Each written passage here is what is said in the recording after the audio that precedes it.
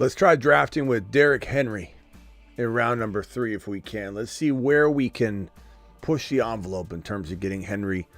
Don't try and reach for him in 2. Don't try and reach for him higher than that because we're talking him up.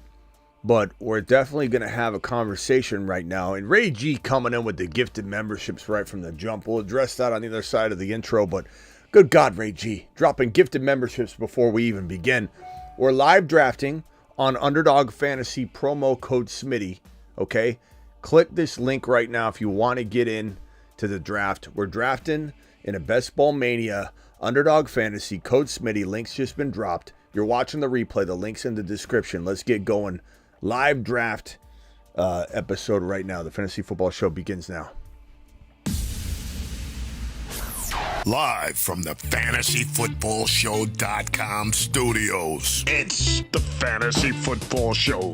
Live! Monday through Friday, 8 p.m. Eastern. Smitty is also live whenever news breaks. Live whenever news breaks. Live to do drafts at midnight with you guys Eastern time. Live to do all kinds of things. We're live basically multiple times per day. And we're your one-stop shop for fantasy football content, drafts, news, etc. 8 p.m. Eastern every single Monday through Friday. I'm live at 8 p.m. Eastern. So join me if you're new. John with the $2 hauler says, how was the pizza? It was great. John, thank you. Fantastic pie from Lou Malinotti's pepperoni pizza. They're always good to me there. What a great slice I got there. A great slice, a great pie. It was medium. I ate almost the whole thing.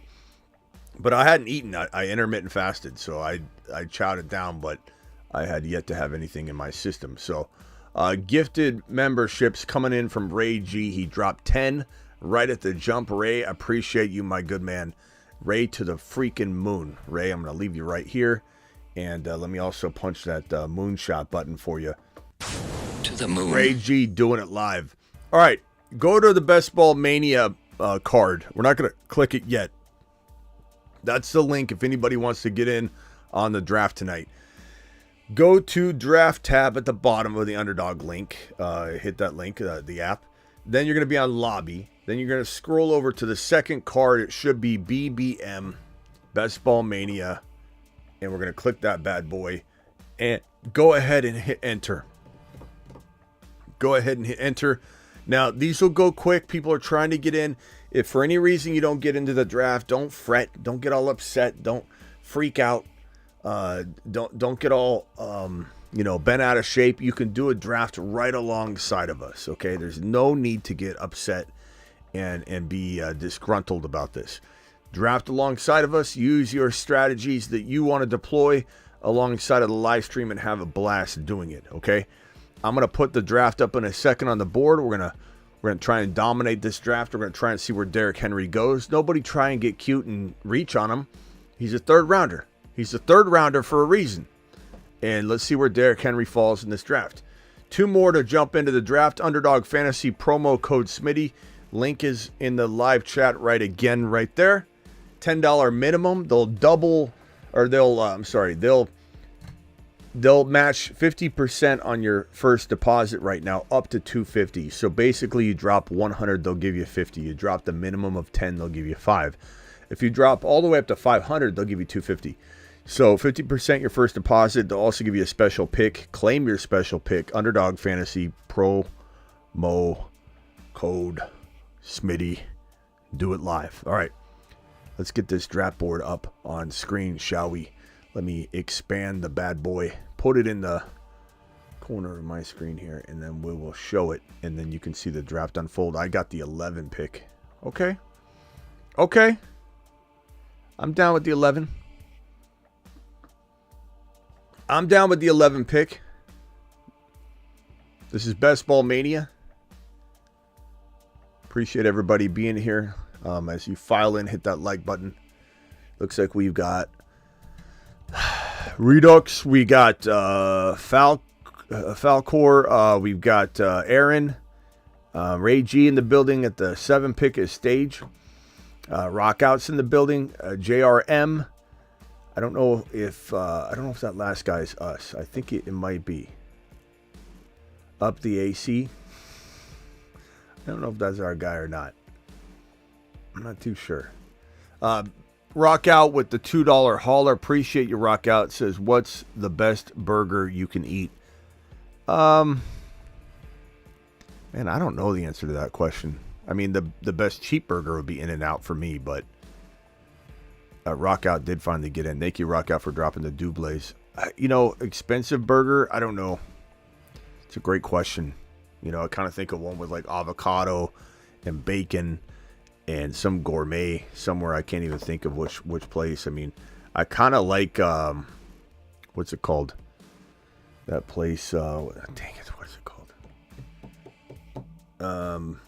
I'll think of it. There's a place I like that has pretty good burgers, but. All right, Christian McCaffrey, CeeDee Lamb, Tyreek Hill, Jamar Chase. It's going running back, wide receiver, wide receiver, wide receiver. Thank you, Rock Out, for dropping the supers, my guy. Zinburger. I like Zinburger a lot. That's pretty good. Kind of like a mix between, it's definitely sit down. Like it's a restaurant, You can get it to go, but it's a restaurant. It's got a bar. So it's definitely qualifies as non-fast food, but Zinburger is pretty damn good. All right. Bijan going number 5. Breece Hall going number 6. This is definitely our crowd. Aaron, opportunity. We're the only ones crazy enough to go RB early, aren't we? Amon-Ra going to Ray G. Doing it live. Phone lines are open while we're drafting, by the way. Call into the show. Call Brought to you by the Attic.shop. Get all your movie apparel, King Kong, Godzilla, all the awesome apparel you want on a hoodie from the Attic.shop, formerly known as Grindhouse. Looks like I'm on deck here. Okay, I'm on the clock. Gibbs. So, I guess right here, just because I know he's going to get snagged, I'm not going to be apologetic over this.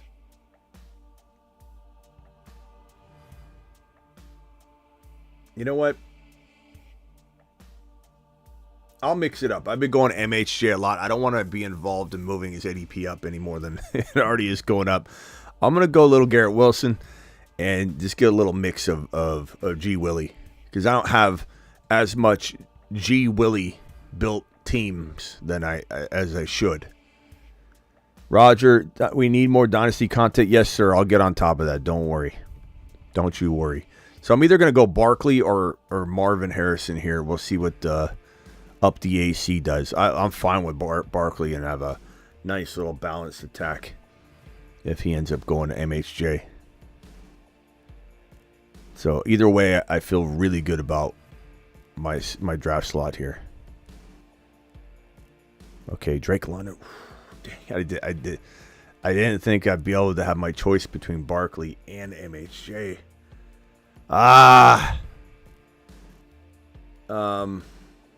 Let's go MHJ, and I don't think I've ever stacked Garrett Wilson and MHJ together. I don't think I've had the luxury of this before. Smitty going wide receiver. Let's do it. I'm not afraid of it.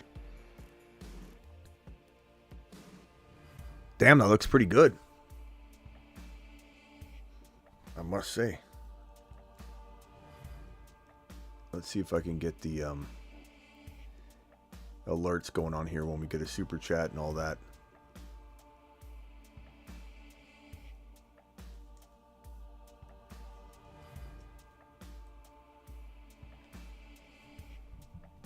Barkley and JJ2JMR or JRM. That's a good little start there. Puka and HN. I like it. Ray G with Amon-Ra and Kyron. I'm digging that. Breece Hall and Brandon Ayuk. Let's go. Jahmyr Gibbs and JT for Jay Baller in the 10 spot is interesting. One running back team. Handful of balanced teams down the middle. And then, from 5 until 9, all balanced approaches. I like it. Got double wide receivers on the end. I'm a part of that with the 11 slot. Garrett Wilson, MHJ. We got probably, I'd imagine, double wide receivers, at least one or two over here. We got a balanced approach here. Derrick Henry. I knew that someone in here wouldn't allow him on the Derrick Henry show. Derrick Henry on the graphic. They wouldn't allow him to go to round 2. It wouldn't allow him to go to round 3. It never fails that in our environment, we'll just snipe no matter what. Like, it is not a representation of ADP data on one of our drafts. Not a bad thing. I just knew that Henry. I know Henry's not coming to me at that draft slot, but I mean, the whole thing is Henry's a 31 overall pick. He is the middle of round 3 right now, and he is a smash in round 3. So I guess the moral of the story here is you draft in our community, you won't get him in the 3rd round, but he is a absolute terror in smash in round 3. The higher you take him, the more risk you get. 2nd round, it's a whole different monster. I'm not saying I don't run away from Derrick Henry at the 2-3 turn or even close to it if running backs are getting snagged. But the later you get them, the better. The more you're protecting yourself.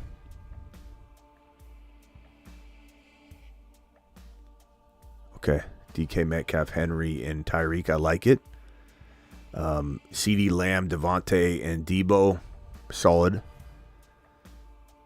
Jamar Chase, Nico, and Malik Neighbors. Not bad. Christian McCaffrey, Mike Evans, and Josh Jacobs. Okay. I'm all about that. It's good.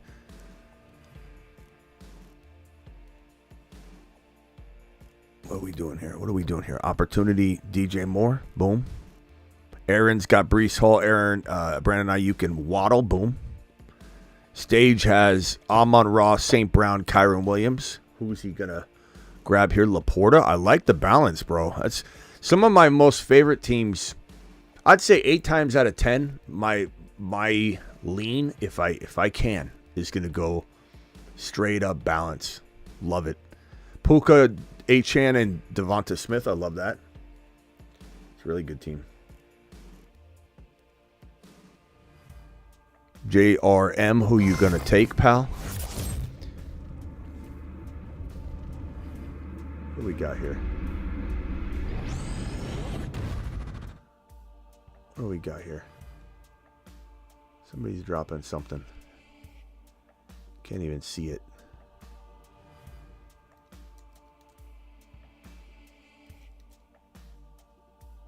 Let's see. Fill the entire... There we go. Now we should see whatever that was. I don't know if someone gifted something. Garrett Wilson, Marvin, and... Damn, whoever I want here. Woo! You know,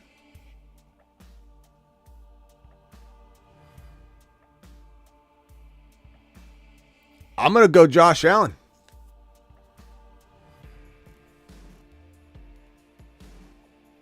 I'm not scared. I'm not scared at all.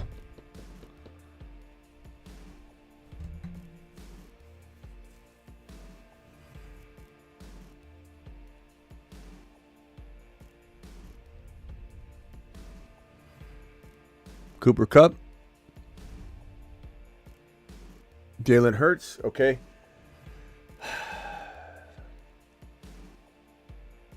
Do I go RB here? I don't know that I'm going to force it, but, you know, ETN's a good pick. I don't mind it. That gives me the balance I want. Gives me the, you know, the decent... I mean, look, he was an RB1 last year. Top 5 running back. So... There's no dancing around it. So, look, right here I got 2 top 10 wide receivers with ease. I think both these guys are capable of being top 6. I really believe that about Harrison his rookie year. Josh Allen, I got QB1. ETN, I got a former from last year top 5 running back that I hope can at least give me top 8 running back numbers. I'm down with it. I like it. Now, the only thing I could have done is I could have went Barkley. Okay, so my team could look like this if I wanted. G. Willie, Barkley,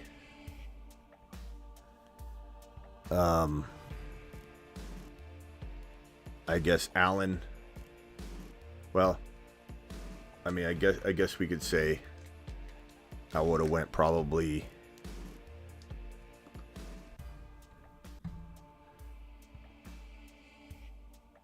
I would say Cooper Kupp would have been the guy I take. No, I could have went. You know what I probably would have done? If we're being honest, I probably would have went Hurts, hoping that, this is just being honest, I would have thought Kupp maybe fell. Kupp wouldn't have went, and then I would have went Devontae Smith and felt pretty good about that.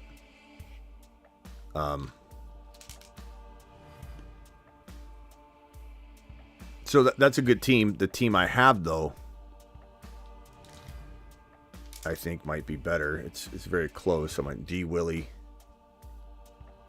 God, I can't write tonight. G. Willie, Harrison, Allen, and ETN. I think you could argue both those teams are pretty damn even. I mean, I don't know. Almost kind of like this team, maybe a touch more. I don't know. Tough to say. Can't be a regretful Roger. You just gotta march on.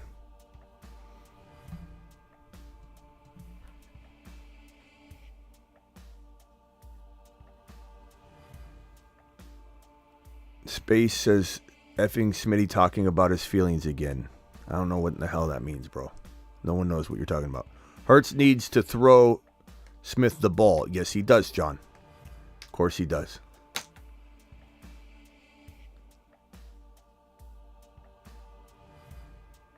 Allen is a great get. Thank you, pal. Aldi says, great squad. Smitty, thank you, pal.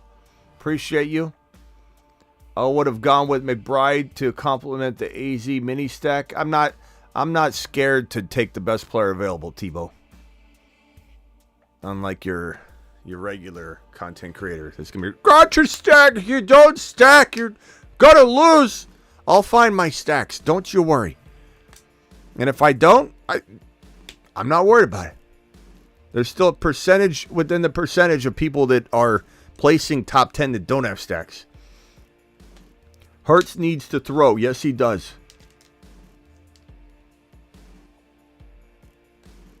Smitty, will you read that guy's message? I don't know what you're talking about, John. All right. We're getting closer to being on the clock. 2 picks away. In the hole. Let's go. Let's go.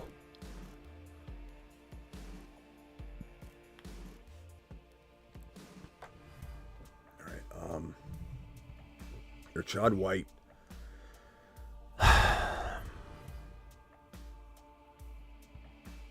This is tough. It's a tough spot to be in here. I'm probably going to go.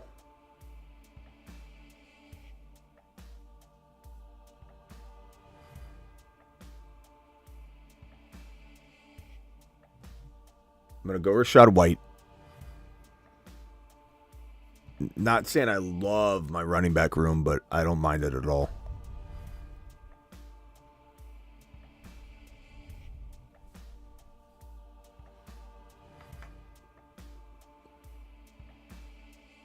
Thanks again, John, and Rock Out for the super chats. Thank you for the gifted memberships.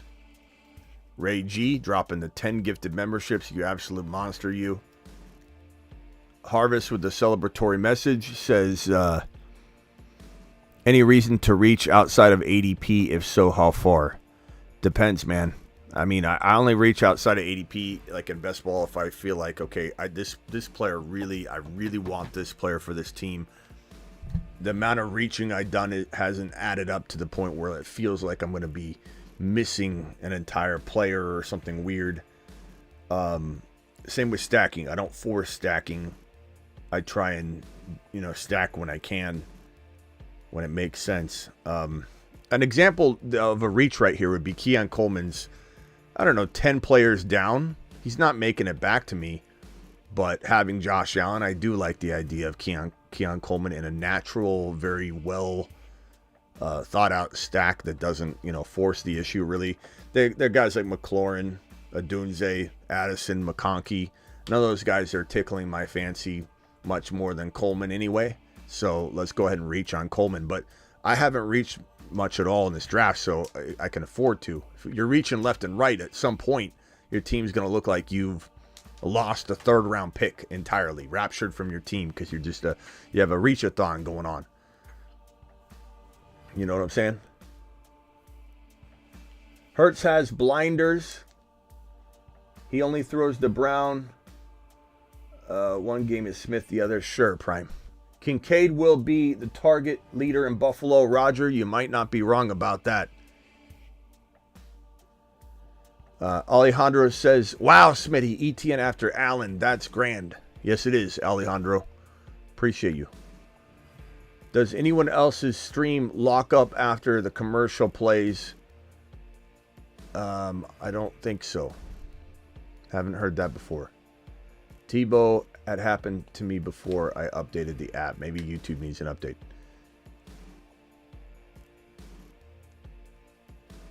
You're no problem, Harvest. It's all case by case, you know. You'll hear me say that a lot more than the average bear because everything's case by case. Hey, is Breece Hall going to be good off his ACL injury? Aren't all ACL injuries a problem? And I said, no, not Breece Hall. Is case by case, baby. Here's the reasons why. Boom, boom, boom. Hey, Smitty, should I go quarterback early because the quarterback pool is deep? Case by case. What's the flow of draft? Who's on the board? Who can you get later? Who are you drafting with? Case by case. Hey, Smitty, do I cuff my player? Do I cuff, this player like Corum to my Kyron at an earlier pick than I want to? Or do I take a Benson by himself? All case by case. Give me Benson over the cuff. Give me Blake Corum over all other like potential stabs in the dark that I don't care about. Everything is case by case, my guy. There's really no blanket way to answer anything. And honestly can't stand when people have blanket draft strategies. Those drive me absolutely insane. You should go wide receiver. You should go take it, your little strategy, roll it up real nice and tight. And you know what? Zach Moss at 73? Did he climb there or are we reaching?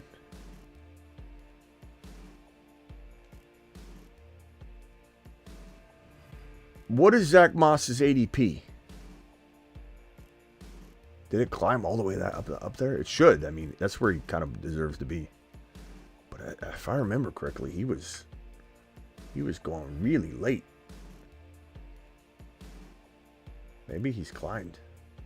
It'll be disappointing if he did. 92?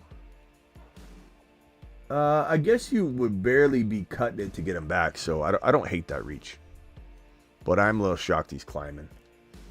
I like Zach Moss a lot in the 8th round. He's a steal. He's kind of a steal in round 7. Kind of a steal in round 7. If you know what I'm throwing down.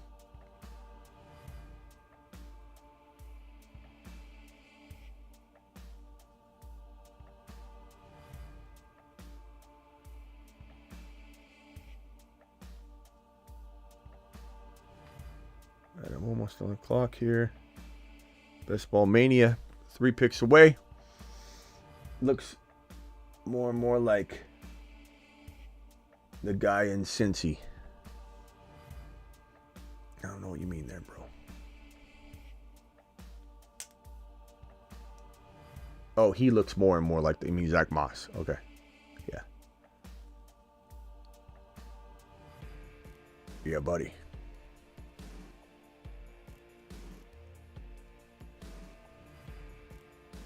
You have 3 starters. I know you're not talking to me, John. I know that. I don't know who you're talking to, but you're not talking to me. What do we got? What do you know? What do you hear? What do you say? At this point in the draft, ladies and gentlemen, I'm feeling pretty good about who is left. And it's becoming a little bit of a dilemma here, what I'm going to do. I'm going to go Najee Harris. He's becoming kind of a favorite pick of mine in the 7, 8, 9 rounds. Especially with my RBs, Travis Etienne, Rashad White, Najee Harris. Feeling pretty good about this.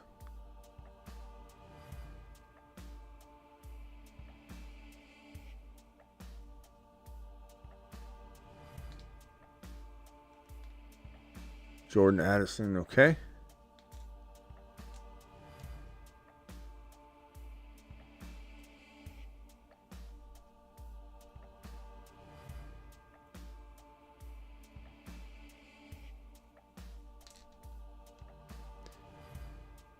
I'm going to go with Kyler Murray here and stack the Marvin Harrison, Kyler Murray. Everybody's trying to stack at the top. I'm fine stacking later in my secondary, lineup. Almost like you could call it my B team, right? Kyler Murray is my B team, and Marvin's my A team. And to have Kyler and Marvin stacked together is crafty. To have Josh Allen and Coleman stacked together is crafty. And I'm not forcing Shiat. Everyone else, you should have taken blah, blah. Watch.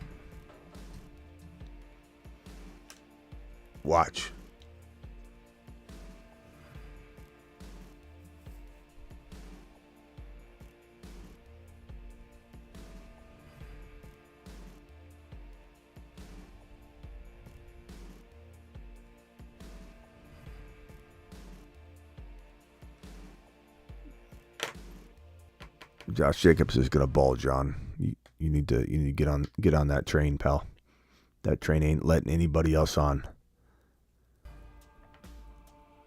feel like this year's draft's deeper than last year. I feel like a little bit like you're right. I do feel like you can get some value. Now that kind of is an ebb and flow to it, right? Sometimes you feel that way, and then like an injury happens or value spike or whatever, and then all of a sudden, bro, out of nowhere, you start seeing like the draft thin out somewhere. And if we look at this, like, where do you feel like there's an RB drought? It's really around 3 and 4. It's not a dead zone, but it's a drought zone. But the fact that ETN's at the tail end of it, or I'm sorry, the smack in the middle of it, and Pacheco's at the tail end of the round 3 to 4 drought zone, I don't know. The other thing, too, is like, that's where I tend to go, like tight end Laporta in round 3, quarterback Josh Allen, Hurts, Mahomes.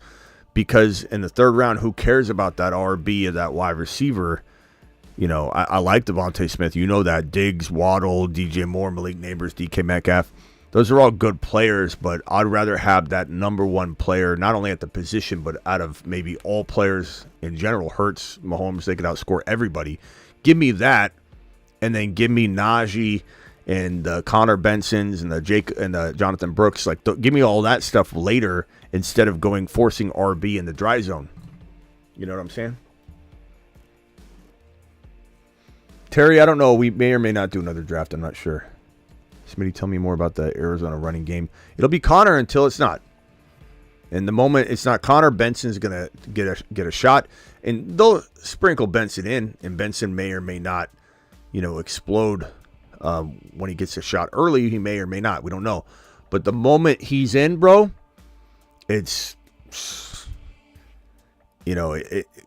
on. Benson's gonna ball.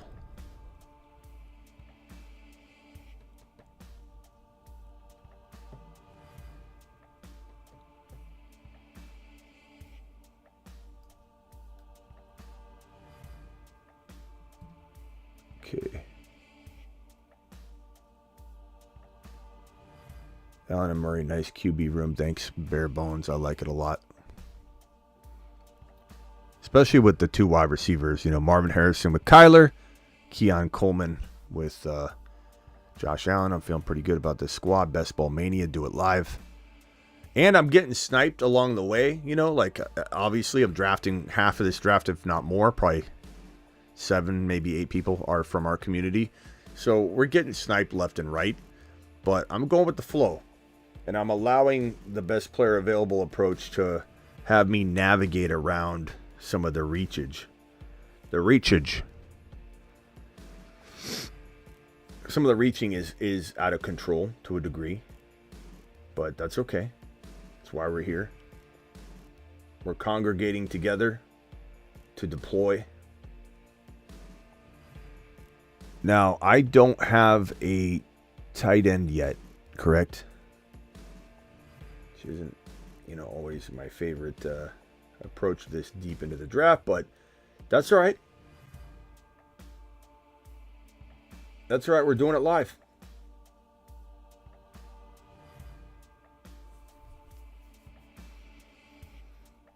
I do know that Up the AC sniped me on Jonathan Brooks, so he ain't going to be happy about this move. Sorry. I'm sorry, pal. I'm not doing it because you have Hurts. I'm doing it because he's the best tight end left and a top 6 potential tight end.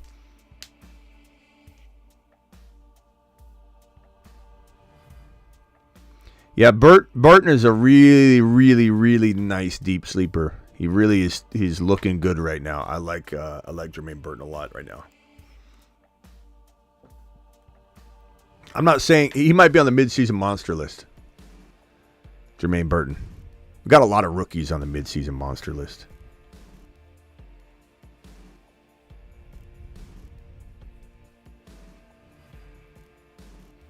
Okay. Damn, like, you know how much I rip on Rashee Rice, but like in round 10.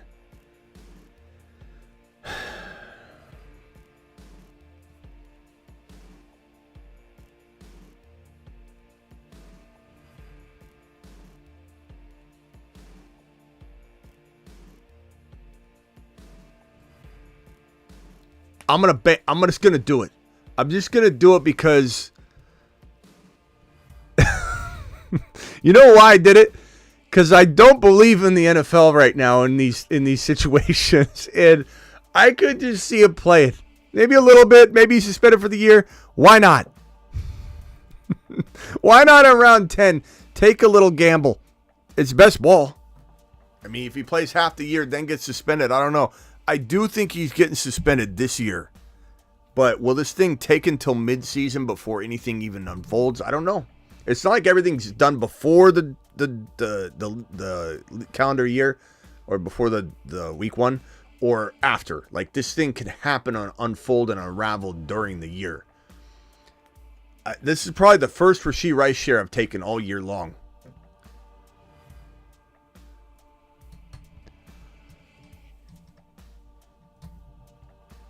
Scott needs sleep, everybody.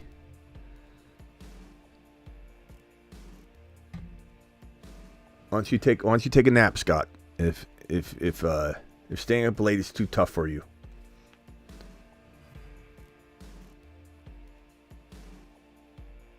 I wish Pat Freiermuth a better season. He deserves it, says Alejandro.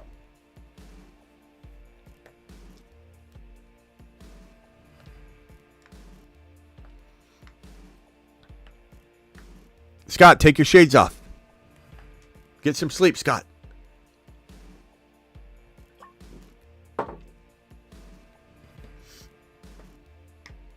I wish Pat Freiermuth the best. Perps in the building.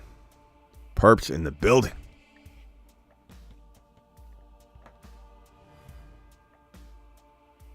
I can't believe I took Rashee Rice. It felt dirty. It felt dirty. At the end of the day, it's like, damn it. Like, I was timing out, and I'm like, you know what? Let me just do it. Let me just have one share of them. It's round 10. Just in case, I just don't know what the NFL is going to do. I feel like the NFL is not going to do anything for a while. I don't know. They should. They should, but they probably won't. Why not?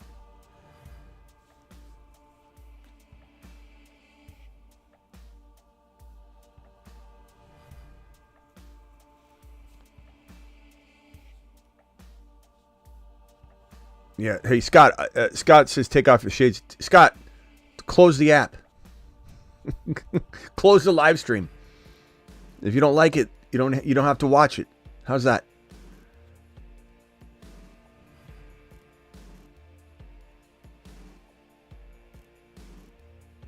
Tyler Lockett. I almost look at the Rashee Rice pick and I say,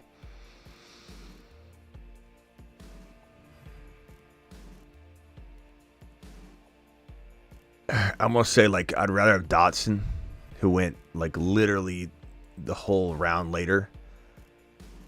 But I don't have any shares of him. So if Rice does explode somehow and it's a laughing stock of the league essentially, right? that they didn't do anything, and everyone's like, then it'll be good. All right, I'm almost on the clock here. There's a couple guys I like that I think I'm going to target here.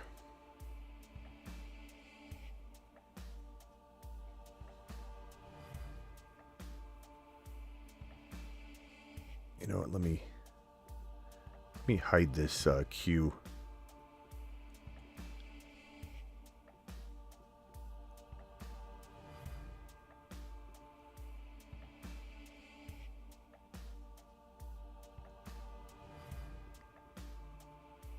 There's no reason I should be showing off my Q. That doesn't sound good. Pause. Pause. Hide your Q, Smitty, your Q's showing. Okay, I'm going Xavier Legette. I think this gives me a great comfort to have the Keon Coleman, Marvin Harrison Jr. Okay, so Garrett Wilson, Marvin Harrison Jr., Keon Coleman, Rice is my fourth receiver, and then Legette is a protective measure.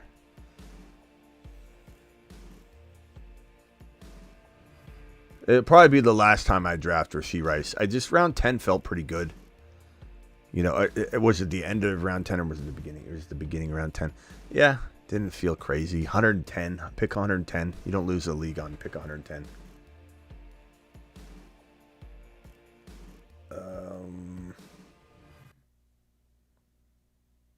Okay. Damn, man, this is tough. I guess I'll go Kendre Miller. Little breakout candidate action right there. I've got 4 RBs. I've got 2 quarterbacks. I've got Kyler and let me send my picture, my team to the screen here.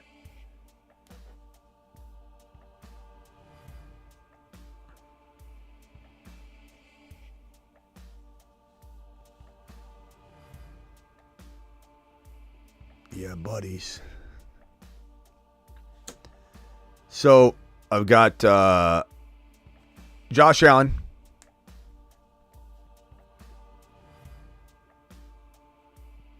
Kyler Murray, ETN, Rashad White, Najee Harris, Kendre Miller, Garrett Wilson, Marvin Harrison Jr., Keon Coleman, Rashee Rice, Legette, Goddard.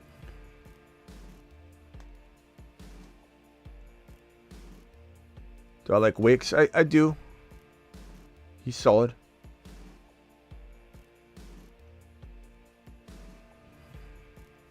Perp says lots of chatter locally about Sam Darnold throwing lasers. Yeah, Sam Darnold is starting week 1. Not that I Smitty approve it. It's just a matter of like J.J. McCarthy. I don't think is. I mean that's crazy that he's not beating out Sam Darnold.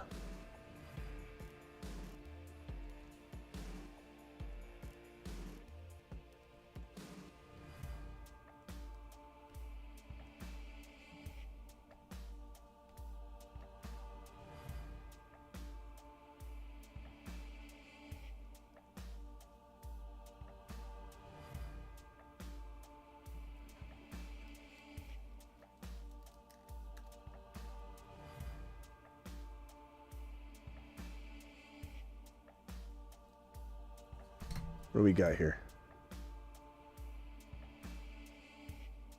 We hear the same thing about Darnold every offseason, I know. He's throwing missiles over in San Francisco. The best thrower in Niner history. Darnold is the same age as the QBs. This probably dead on. Ziggy, how old is Sam Darnold? I think 25. Sam Darnold is 26 years 26. old and was born on June 5th, 1997. Ziggy off, so not quite, but, point taken. 26. Ziggy, how old is Jordan Love? Jordan Love is 25 years old and was born on November 2nd, 1998. There you go.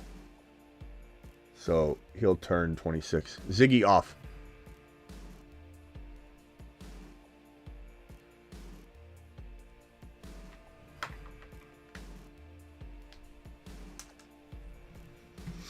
Smitty's Burrow on your revenge tour.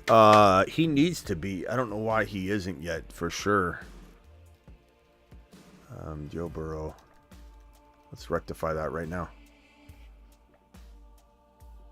Because he's not on any of the other lists right now. I mean, he really could be because his value is so great. But we could put him on a revenge tour easily. It's time for some revenge, baby. Revenge tour, revenge tour. Revenge tour, revenge tour. So we'll put Burrow, Joe Cigar Smoking Burrow on here. No questions asked. That way, at least we got him somewhere. But he could hit the Moon Man list because he's such a value. He goes so late. He's fantastic. Especially if you miss out on snagging the early guys that we talk about all the time in Hurts and Mahomes and obviously Josh Allen. All right, so let's run this back one more time for good measure. Here we go. Revenge. I give you the revenge tour. It's time for some revenge, baby. Revenge tour, revenge tour. Revenge tour, revenge tour. On the clock.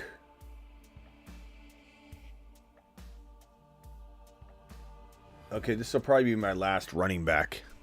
I'll take Vidal. So that's 1, 2, 3, 4. I got 5 RBs. 1, 2, 3, 4, 5 wide receivers.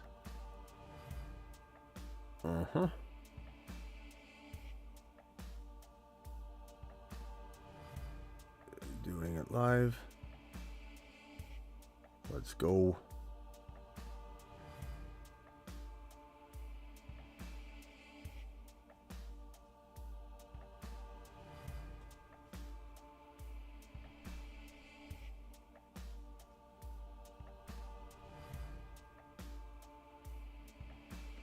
Let's roll with Luke Musgrave and get that tight end room secured.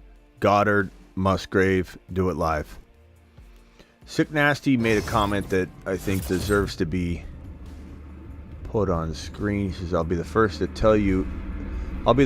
tell anyone the jump throw is not a part of JJM's game. Okay. He does it a lot, though. Like, I don't know. I almost wonder if he'll do it in a game just because he's so used to it. Once JJM gets in the NFL, his timing down, he's taking over totally. Okay. If you say so, Sick Nasty. You're free to call in any time. You're lower on McConkey than most. If so, why? Well, because Pete, and it's a good question. Thank you for the $2 holler. I mean, I'm not lower on him than most. I mean, prospect-wise, I had him probably higher ranked than anybody you'll find, Pete. But I don't love his landing spot as much as I want to because I don't trust what Harbaugh's doing. It's not that I think Harbaugh's going to fail, but I don't know that he's going to do what we think he's going to do. So he could still get to the end result and win games. I've never once said Harbaugh will fail. But everything Harbaugh's done has been the opposite of what any one of us would do. And that starts with the whole Joe Alt thing. Not to mention, Joe Alt wasn't even a position of need on the offensive line specifically. Now you got to move him. So, it's a concern from the jump. Everything he's doing, from numerical, seating in the locker room, like taking away the decision-making of grown men to have superstitions about where they sit, who they sit by, what locker they get. Like, it's just like he's treating it like a college team, that rah, rah, rah. And the Niners, even back in the day, reportedly got tired of Harbaugh's rah, rah, rah. and then eventually you just burn out from it. Because even every time he talks, it's like some kind of,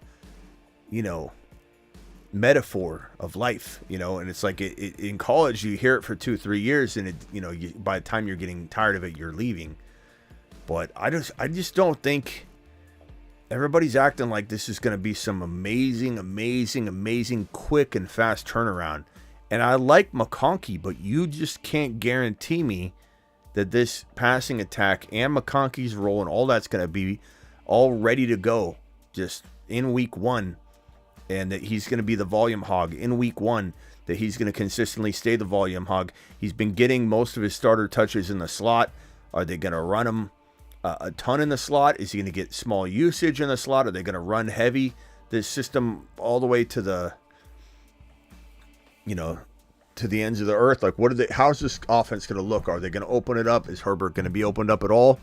Got rid of all his wide receivers. Every move he's made, aside from drafting McConkey, who I like McConkey in principle in terms of getting him as your number 1 in this situation, but I don't like it. I'm not a fan.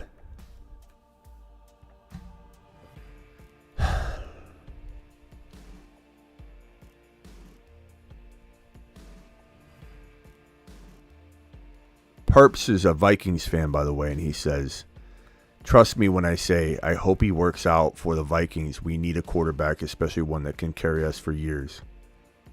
And I'm rooting for it for you guys. I'm not against JJM. I don't want to be right on it. I'm not going to be rooting against him as a person or as a player. Heard that all JJM struggles are timing.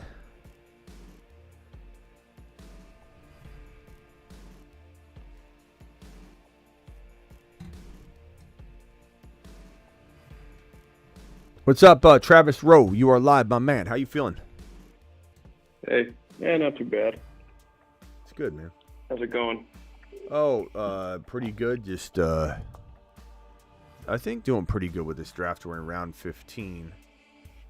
My team so far is Garrett Wilson, Marvin Harrison Jr., Josh Allen, Travis Etienne, Rashad White, Keon Coleman, Najee Harris, Kyler Murray, Dallas Goedert, Rashee Rice, which was a shocker to me that I took him. I don't know. Weird. Just let me just take him. I don't have any shares, and he's in the 10th round. Why not? Leggett, Kendra Miller, Vidal, and Luke Musgrave, and now I'm on the clock. Or will be. Pretty good. Yeah. Not bad. Alejandro says Saquon or Jacobs. I mean, you could argue either one, but Saquon's going like a round to a round and a half over Jacobs, my guy. And if it's a timing issue, it's because he's not used to players not getting separation. He's probably not throwing with anticipation, says John. John's got it figured out. But I will say, timing issues, not saying it's the end of the world, but, you are not seeing timing issues as much with some of the other guys. So, you have to, account that is not – you have to take into account that that's not, where you want him to be. It's not like, oh, it'll be fine. Like other guys are in more command of their squads. JJM, the word right now, and it's May. This could change, but that he's 3rd in the pecking order, and that's not what you want to hear. You want to hear that your quarterback is gonna start. They're putting him out in front. They're gonna let him make mistakes, but he's the leader. Looks like they don't want him to be the leader right away. And anytime you're not starting a guy from the jump, it's concerning. It's just a little concerning. I mean, you would rather your player be so good that he can immediately get bumped in front of guys like Sam Darnold, and it's not the best news in the world. The thing that makes it a little tougher for him. Can you mute real quick, Perps? Can you mute until we come to you? There's just a lot of background noise. Sorry. Thanks, Perps. What'd you say? I was just saying, the thing that makes it tough on JJ, one thing I feel kind of bad for, in a sense, that's going to make it harder for him, is the situation he's in. He got drafted by a team that needs a quarterback right now. So there's, if Sam Darnold is trash for the first 4 weeks, but McCarthy's not ready, if he needs to sit for 8 weeks or a year or whatever it could be, if he needs to develop, if he's one of these guys that needs to develop, there's going to be tons of pressure to put him in there. And that can ruin a guy too. Yeah. not, you know. And, I mean, it's the same thing with Drake May. Yeah. You know, if I'm hoping they just let him develop. And I know, like you said, the NFL, not many guys sit anymore. There's a little difference between Drake May and JJM, and I'm not trying to be. I've no skin in the game as far as like wanting Drake May to succeed over JJM. Zero. I've nothing that would make me feel that. I mean, you could say I want Javon Baker, but I like Joe Milton so much. One could argue that I could say I'm rooting against Drake May, but I'm not. I'm trying to be very objective. The difference, though, is that New England has nothing but Ramondre in place. So I'm not looking at Drake May not being shoved out there right away as big of a deal. J.J. McCarthy was being drafted to be we're moving on from Cousins to improve things. Mm-hmm. And I understand they might be trying to reset the clock a little bit and then get everything lined up. And, you know, JJ's going to get his contract. JJ McCarthy, you know, they'll be kind of in line. Aaron Jones is there to just kind of help him along. He's a good pass protecting receiving back that can help JJM develop. But I don't know. I have a weird feeling. I'm sorry, Sick Nasty. I know you probably hate me always talking about it, but I get the feeling that Drake May could be special. Like, kind of like how, and I'm not calling him Josh Allen, because I called Josh Allen before Josh Allen became Josh Allen. I'm not saying that about Drake May. But he has some of that, like, there's a lot of talent in the bottle. And can you get it all out, or are you going to spill it all over the place and not be able to you know, collect it all together and shape him into this person? Josh Allen had it all in there. It was just all mixed up. You didn't know how you're gonna get it all out, how you're gonna organize it, how you're gonna make him turn into the player that he could be. Perps, hold on, don't go anywhere, Perps. I'm coming right for you. Drake May, I feel very similar, that there's so much talent and ability there. JJM, all I hear from people that say he's gonna be great are excuses, like his team did this, he didn't have the chance to do this, he can do this in practice, or we've seen him do this, or he didn't lose in college. Yeah, they didn't lose. The team won, national champion. Like, everything is like an excuse or some sort of team-driven thing. Yeah, I mean, I try not to say much about May just because I'm a Patriots fan. I don't want to get accused of, you know, you like May because you're a Patriots fan. Well, obviously, I'm rooting for him. But I try to be as realistic as possible too. You know. I just don't, and I'm not rooting against J.J. McCarthy, and I'm not saying he can't be good, but I'm not either. Answer me this question. If I'm so off base, and I don't think anybody in here is accusing me of being off base on McCarthy, to be honest with you. Most people, I think, agree. In fact, I know most people agree. You know how I know? Because his ADP hasn't, J.J. Justin Jefferson's ADP has not moved an inch. You know, like, that's a big one. Where did he go in this draft? 9. In fact, it's dropping. J.J. McCarthy gets on a roster, and J.J. Justin Jefferson drops an ADP. Clearly, the majority of people are concerned about his redraft value. And like I've said before, I'm a little bit more concerned about Justin Jefferson ever becoming and recouping that 1 overall wide receiver value because of JJ McCarthy. Like, him getting this marriage to McCarthy that you can't undo. It's long term. It frightens me a little bit. Mm-hmm. And he still hasn't signed his contract either. You know, Jefferson, he doesn't have a new contract yet, so. Hey, what do you think? For Perp's sake, I hope McCarthy is good, or Darnold is good enough to carry Jefferson a little, because otherwise it could get interesting in a bad way for him. And we'll go to Perps now, since he's the Vikings guy here. We're talking about his team. Wouldn't it be amazing, and I don't think this will happen, by the way, but wouldn't it be amazing if Darnold did surprise the hell out of everybody? He just, like, he was young, you know, he wasn't there yet. Go ahead, Perps. Defend your boy. I know you'll be honest about it. Defend who? JJM. JJ McCarthy. I'm not defending him. No, I mean, no shade. I mean, I hope he does well, but college is a building block. You either make it or you don't when you hit the pros. I mean, you're not going to just be injected into it and, be an all-star. Those are few and far between. Mm-hmm. So, I mean, if Sick Nasty's right, a couple months and it's just timing can be fixed. But if it's footwork and it's multiple parts of his game that are struggling, he's going to need years. So the thing with we'll me see. is, But Sam Darnold isn't the answer. the thing with that. me is that I think even if everybody's right in his timing, it's still only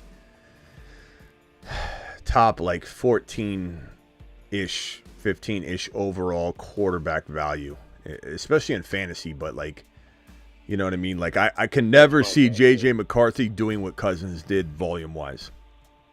I just can't. That's why Justin Jefferson will probably never rebound to number 1 overall. Like that's why he's going 9 right now.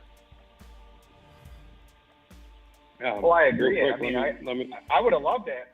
Sorry, go ahead, Joe. No. Keep going first.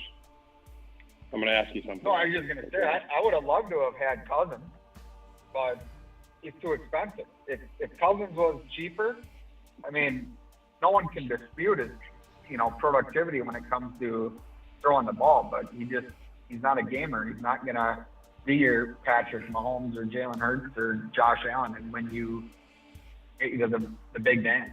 I don't think. I think Atlanta's going to struggle seeing that themselves.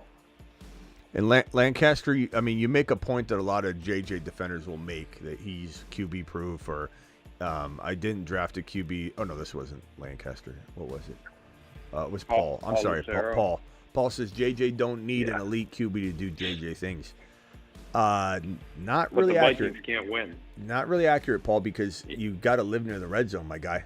You can't have 10, 12, 14 touchdown seasons when your team is not matriculating the football down the field. So, to a degree, Paul, he'll be QB proof to like be a wide receiver 1, but you're not getting elite wide receiver 1 overall numbers out of JJ no matter what. That's not the case, Paul. I know you want it to be because you have 7 shares of him, but the realistic viewpoint is that he's going, evidenced by this draft and every draft that comes after it, he's going at, let me go up to the top of the board, 9 overall for a reason. He's going 9 overall for a reason because people are freaking out about the fact that no matter what, Justin Jefferson is married to J.J. McCarthy for the next at least 3 years. This is like, think of Danny Dimes and think of Mac Jones. You're not giving up after 1 year. So JJM's going to be JJ Justin Jefferson's guy for the next 2 or 3 years. And according to the ADP data, it's scaring the shit out of everybody. As it should. Real quickly, my team, Josh Allen, Kyler Murray, Penix Jr. I got a little bit of a bye conflict between the backup QB, but that's fine. It's 3 QBs. Travis Etienne, Rashad White, Najee Harris, Kendre Miller, and Vidal. I like that running back stable, to be honest. I think Najee and Etienne and Rashad White is pretty damn good, considering I went wide receiver. I got Garrett Wilson, Marvin Harrison Jr., Keon Coleman, Rashee Rice, Leggett. And then I went Michael Wilson and Zay Jones with Marvin Harrison Jr. with Kyler. I feel like that could be pretty interesting. Yeah. And then I got Likely, Musgrave, and then Goddard. I like it. Pretty good Mania squad. And then real quickly before I go back to the open topic at hand, that Mars man Rock Out's on the phone. Rock Out, since I got you here, don't go anywhere, Perps. We'll come right back to that topic. Rock Out has Puka, Achane, Devontae Smith, Tank Dell, Kenneth Walker, Ramondre Stevenson, Dak Prescott, DeAndre Hopkins, Eckler. I like your team. It's really solid. I would say, definitely in the mix. Ray G, Amon Rock, Kyron, Laporta, Mahomes. God, that's a great quad. Yeah. Worthy Mahomes stack. I like it. Ridley, JSN, Trey Benson, Brock Bowers. Did you get? You got a squad, bro. That's a squad. I like that. I'd say definitely Ray G. You're in the top 5. Bijan. Let's see who else. some good teams. J.J. Barkley, Diggs, Lamar, McBride, Cook. No wide receivers till round 6. Wow. Hollywood, Deontay.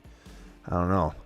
This 12 spot, A.J. Brown, London, Cooper Kupp, Jalen Hurts, Pitts, Jaden Reed, Jordan Addison. Bro, you aren't taking receivers at all, running backs at all.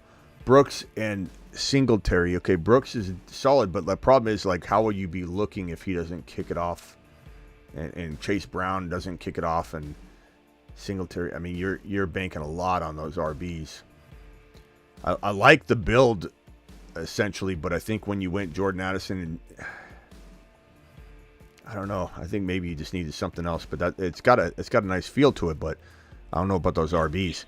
Christian McCaffrey, Evans, Josh Jacobs, Anthony Richardson's a little early in the 4th. Pickens. Ferguson, good God! In the what was that? End of the 6th round. What's Ferguson's ADP? What are we doing there? He might have been drafted for position. Look at all the tight ends who went. He might have panicked on position. I don't know. I don't care. Yeah, I know what you're saying. No, I know. What? Ferguson, 72. I don't know. Surprised me. Let me go down. Ferguson. Where is he at? 85? That's actually not that far off his ADP. That's crazy. Yeah. Wow. I don't know. I mean, they didn't bring another wide receiver in. Yeah. Double-digit touchdowns. It's still about almost 2 full rounds early, though. So, because you're talking about 72, or I'm sorry, not 2 full rounds. A full round early, I'm sorry. So 72, that was in round 6. I mean, he's almost essentially falling into round 8, but it really is like 12, 10, 11 picks, something like that. But I don't know. That seems early. Zach Moss, I maybe reached a little bit on both these guys at the same time. Christian Watson's good value. Brock Purdy, it's a good team. Lamb, Adams, Debo, Zay Flowers. I don't know. I don't like these running backs that you got, and I don't like these teams. It's not that you can't win going 4 wide receivers. We talk about this every stream, but I'm not going to let it go. Like I don't. This is not the best way to build. Going 3 wide receivers, I'm fine with it. Going 4, I think you put yourself in a real bad position. Maybe 7 times out of 10. There's going to be one, or it's okay to, if you're doing, if you're maxing out the best balls, why not do every strategy known to man? But a lot of the people that do this, they do it over and over and over and over. And 7 times out of 10, you go 4 wide receivers, specifically 5 in a row. I'm not going to like your team. I don't care if somebody won with it. Are you going to hit the RBs? Like, I like Zamir White, but I don't think this is the right room. I mean, Monty and Connor could fall off at the end of the year. I just don't like Mostert. You have like the old man crew. All right, go ahead, Perps. Continue your conversation. Oh, no, let me go rock out real quick. Rock out. Did you want anything? Rock out. You want to add anything real quick before I go back to Perps about the Vikings? Yeah, basically, I got sniped on the tight ends because I was reaching like in the beginning. Mm-hmm. Well, that was double R that took that Ferguson pick. What do you think about my squad, Smitty? I had the first. Okay, I'm sorry. He just dropped that in super chat. Let me go over to it real quick. It's fantastic, bro. I love it. I think you reached on a couple guys. I would say double R. Don't reach on multiple players. We had this conversation earlier. I think somebody asked in a super chat. When should you reach? It's okay to reach, but not as much as you did. Like Anthony Richardson was a little bit of a reach there. Then you reached on Ferguson. Then you reached on Zach Moss. Eventually, you start losing like ground. I like your team a lot. What, Travis? He said there's no way Ferguson was going to make it back. Well, then that's okay. You got to let guys go. Yeah, you got to say goodbye. There's the song. Rock Out. How's the song go? Say goodbye to yesterday. Was that Backstreet? No, Boys II Men. Something like that. You lower on McConkey the most. You made me a Musgrave. Oh, did I? Yeah. But hey, a double R. Don't worry about what I'm saying. I'm just trying to give you advice. Trust your gut. But your team's good. I mean, it's solid. I love McCaffrey if Mike Evans stays healthy. Josh Jacobs, Anthony Richardson, it's a great quad. I mean, I love it. If Pickens goes nuts, I just think you lost a little bit of your advantage of having that one pick, because you really do have a nice advantage from the start when you start reaching multiple times in a row. You know what I mean? So good squad though. Rock out. Anything else before I jump back to perps, and then I'll come back to you. Yeah, I was basically hoping to get a Ferguson, maybe the 748, but it didn't happen. Yeah. Double R wasn't going to allow that. He said Ferguson's coming to me. And if I got to take him at 60, like, no way. I'll take him at 60. I'm taking him. Perps, anything else? What do you got?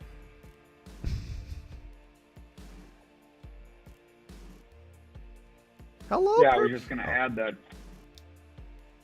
I'm just going to add that the Vikings might have made a mistake not extending JJ before the draft, because now that St. Brown got his money and a couple of the other guys, might have. he's wanting a Do you lot think he more. would have signed though? Yeah, Do that's you the think thing. he would have signed without the QB? No, and that's the next part I was going to go to. Is I think part of his holdout is I don't think he's happy with the QB situation. I think he wants to see how JJ develops in OTAs and into the beginning of spring training. I wouldn't be surprised if JJ doesn't sign until right before the season starts. So, a couple points. I think it's an understatement to say they might have screwed up not signing him before all these other contracts. Hence why I yell at Shanahan and John Lynch and the Niners every single day, practically. To wait is moronic, because there's 0% he's gone down in price or stayed the same. 0% chance. And every day you wait, even on Dak, like even if the Cowboys are going to do it, they should just do it. Because if Love is going to get signed, guess what? Dak's going to go higher. Goff made sure of that. And so Jerry's, probably going to either, this is the way I picture it, Jerry's either going to stick to his guns somehow, and he doesn't stick to anything. It's all over the place, which is why I think he ends up doing it. But he's either going to stick to his guns, or he's going to pick up the phone and go with his accountant, his salary cap accountant.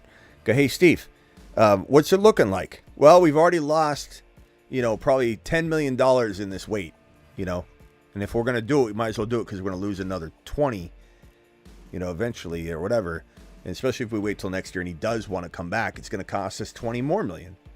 And Jerry's just going to go, all right, just go ahead and do it. Get her done. Bye.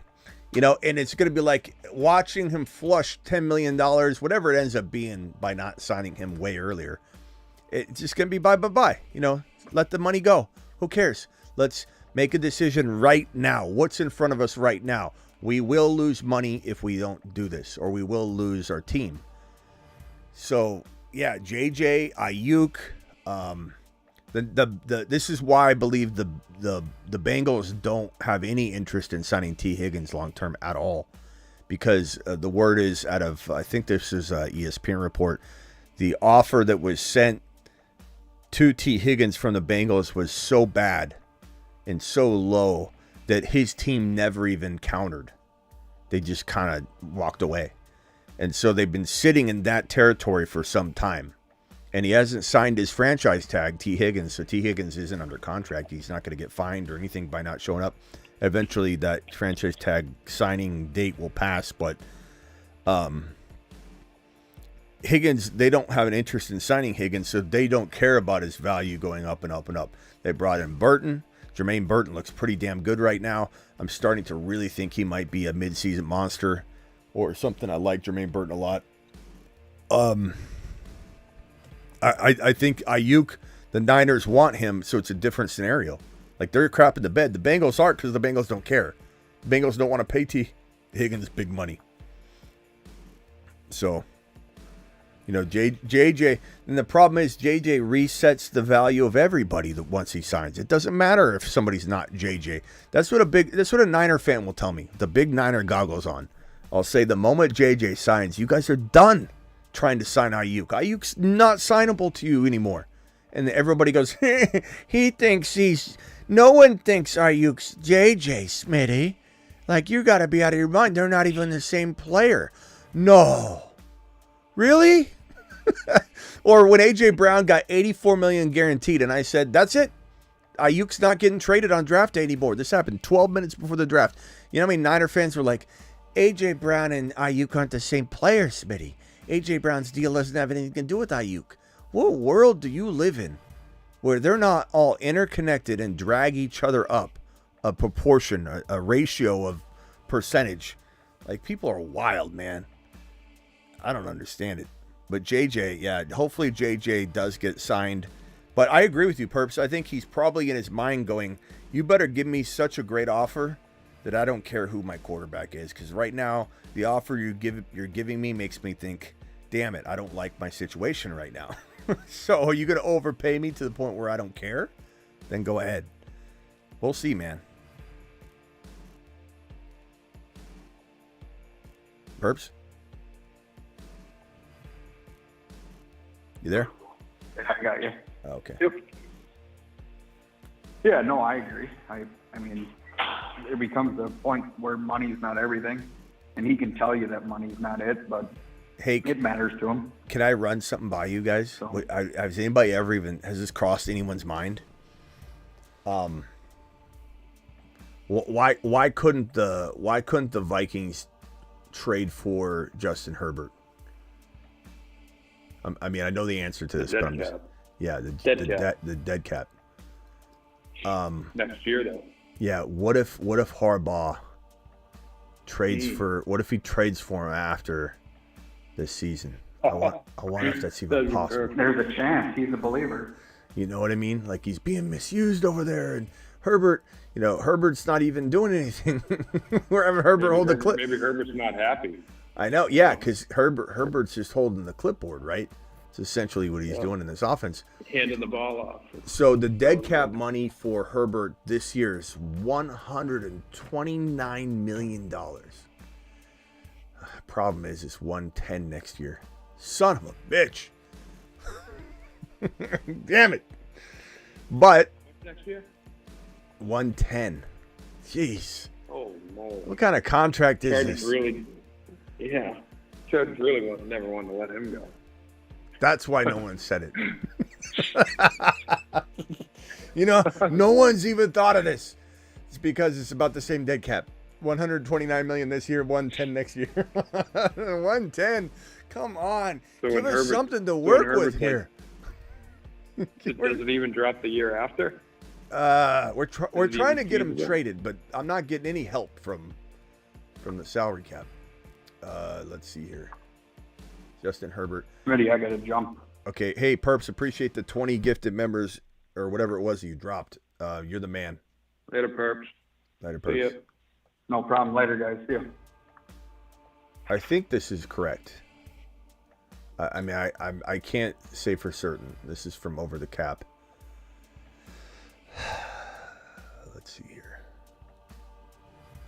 So it looks like Herbert's dead cap, which is on the far right. Let me get this on the screen so I can highlight it.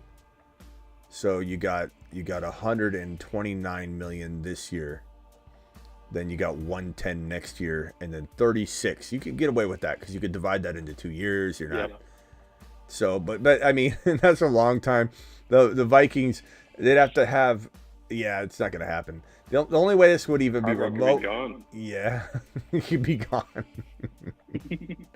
He's going to move down to high school. Yeah. Harbaugh's going to go take on the high school realm. Jeez, man. There's no way they can eat 110. I was thinking if it was like 40. Disaster. Yeah, I was thinking if it could be 40 that it could work. Yeah, because if you split 110 into 2 years, that's still 55 million. I mean, I guess you could say, well, if they're getting McCarthy back, we have him on a rookie contract, but that's still tough thing. All I know is in Charger fans they're gonna comment later. They always do. They're never here live, but I always get the comments later, especially DMs on IG later. Like, I saw your live stream. You're so off on the Chargers. We're going to be amazing. And you don't understand football because Joe Alt's the best pick. You got to build from the trenches. Let me explain football to you. You build from the trenches, young man. You have to. It's the greatest move ever. Harbaugh's a fantastic genius. He's like the Wizard of Oz without the curtain. You're an idiot, Smitty. I get blasted with that after the fact. They're coming. But the Chargers, like, if I was Herbert and you take Keenan Allen and you trade him away for a lukewarm ham sandwich, and then you get rid of Mike Williams, who, you know, I don't love Mike Williams, but, you know, he was something, right? He was familiar, and maybe he liked him, you know, and he was good. When he was on the field, he was good. And I like him in New York. Because, you know, Mike Williams is a good second receiver. You just don't know how many games you're going to get.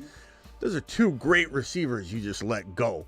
It was like you walked in and said, I don't like the way you look. I don't like the way you look. I don't like that you don't like alphabetical or numerical seating. I heard you don't like it. Well, you're off this team. You're not a team player. You go Keenan Allen, ham sandwich. You go Mike Williams, just get out of here. Hey, Eckler. Did anybody ever hear, was there a report? The report was Eckler was asked to do something or play a role he didn't want to play with the Chargers, and that's why he left. But there's never clarification on it. I wonder what that was. Like, hey, I want you to what? Like, because Harbaugh's a multiple running back guy. It's not like he said, I want you to be the workhorse, get all the work, and Eckler's like, I don't want to do that. Yeah, part of me wonders, like, what was he asked in that? Because it was never really clarified. So you let Eckler go. Not saying all this was controllable, but the Keenan Allen trade certainly was. And then you have the opportunity with this. Okay, there's focus here. We could get Neighbors, right? We got rid of all the. No, we're gonna go with Joe Alt, who doesn't even really fit our offensive line, and we got to move it around now. But we're gonna take Joe Alt because he's so good. He is really good. There's Penei Sewell was great too. There's no ripping on him. But he's not playing left tackle for you. Right. But the Bengals needed to go Jamar Chase. They did. The Chargers needed to go Neighbors, and they didn't. I don't care what anybody says. Give me Neighbors and a second-round offensive lineman of my choosing, because I'll pick the right one, and I'll coach him up to be as close to. He won't be Joe Alt, but he'll be as close as I can get him, and no one you can grab in later rounds will be as close as a Dunze or Neighbors. I really would have grabbed a Dunze, but that's me. Neighbors or a Dunze doesn't matter. That was the move to make. I don't care what a Charger fan thinks. That's what I think. Oh, you know more than Harbaugh. Look, you have to be an arrogant son of a bitch to be on a show every single day and talk about and predict this stuff. So yeah, maybe I do feel like I could have built the team better. Deal with it. That's why you're watching the show. I might be wrong. So be it. But that's why I'm here. I showed up here so I don't get fined. Anyway. And then they have a shot to say, hey, we're going to run the hell out of the ball, right? We're taking Joe Alt. We're going to build from the trenches, right? Smitty, it's all about the trenches. You don't know ball, do you? Okay, if that's the case, then go get a near-free Derrick Henry and a near-free Josh Jacobs, a near-free running back like Barkley. And I say near-free because they don't cost much more than a kicker. But you're being told they do because someone said, oh, they couldn't afford it, whatever. They could have afforded it. You can move stuff around. You can spend your money however you want in the NFL. The salary cap is real to a degree, but very much you can manipulate the hell out of it. A $10 million, $15 million running back doesn't mean nothing. You don't go get Henry, Barkley, or Jacobs. It's a failure. You went and got J.K. Dobbins and Gus Edwards from your brother's team. Yeah, from his brother at that. It's just ridiculous. It reeks of ego to me, which is not a good sign. Hey, can you explain that? I think that was partly Belichick's problem at the end too. And then Harbaugh, can you explain it? And then he gives us this this crazy weird story. Like, why'd you sign Gus? Well, it's like when you take a bag of popcorn and you put it in the microwave and you turn it on. If you turn it on for 2 minutes and 24 seconds, it pops. And you hear the little pops. You turn it on for 2 minutes and 27 seconds, you start hearing the pops go away, right? So that's kind of way we feel the running back room is. We want it to pop. So we thought we get multiple bags of popcorn instead of one bag. So we diminished the value. We went and got 2 or 3 different versions from my brother. Like that. That's how he does a press conference. I'm just not as impressed with Harbaugh as everybody else. I'm sorry. I'm not either. I'm sorry. I'm not either. I think he's got a real short shelf life too. I mean, we saw it in San Francisco. It doesn't. I know he's a winner. Smitty, you don't know ball. I can't wait for the comments to come in so I can ignore them.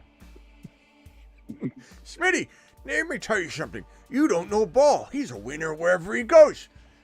Go ahead. Waste your time writing a big paragraph. I'm just going to zip right by it because I obviously don't agree. It's great in college. This isn't college. Oh, he did it in San Francisco. That was many, many years ago. Not to mention he's bringing his college mentality to the table. Not to mention you can be a coach that no longer has it anymore from the NFL perspective. It's very different. You know, and not to mention, like I said, what he's doing does not make me feel confident. This is like my J.J. McCarthy thing. J.J. McCarthy I did not like coming out of college as a pro prospect. And he hasn't done anything to change my mind. He's doing the exact opposite. He's making me fear a little bit more for him. So Harbaugh coming to the pros, I question it a little bit because he wants to bring this college mentality to it. And then everything he does is not what I would do at all or anybody would do at all. And they're not good moves. And it's over and over and over.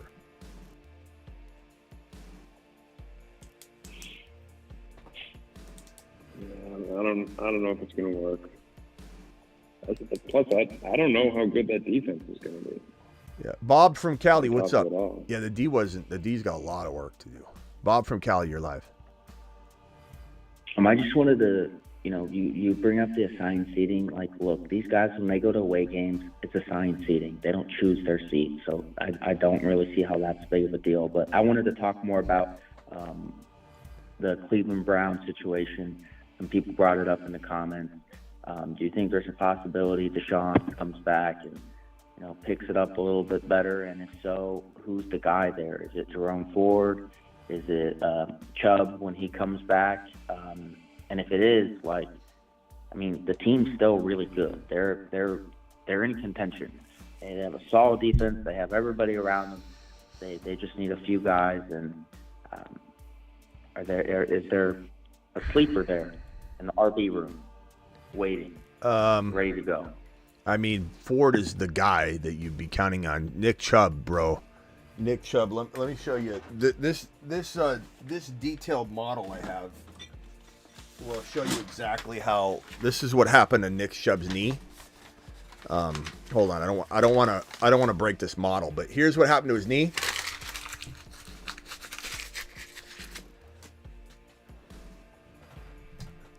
His knee was destroyed.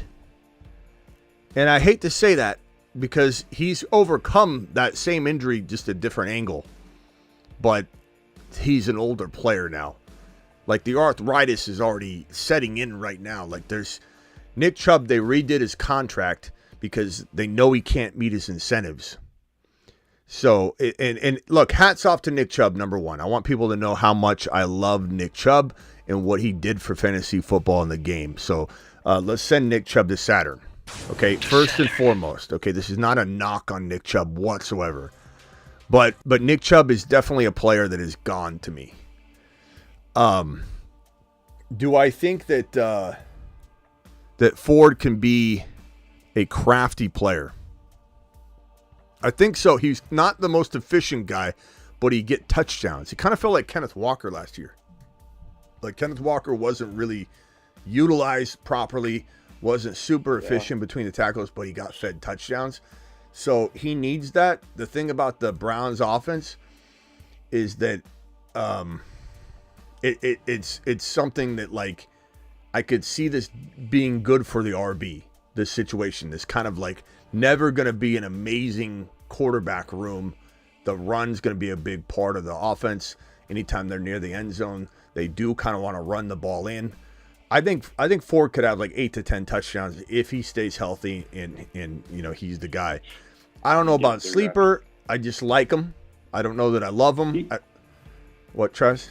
I think he could be like a sleeper if you have the right expectations. Like as like a weekly RB2 or a flex type guy, he could be really productive at that level. I don't think he's jumping up to RB1 territory though.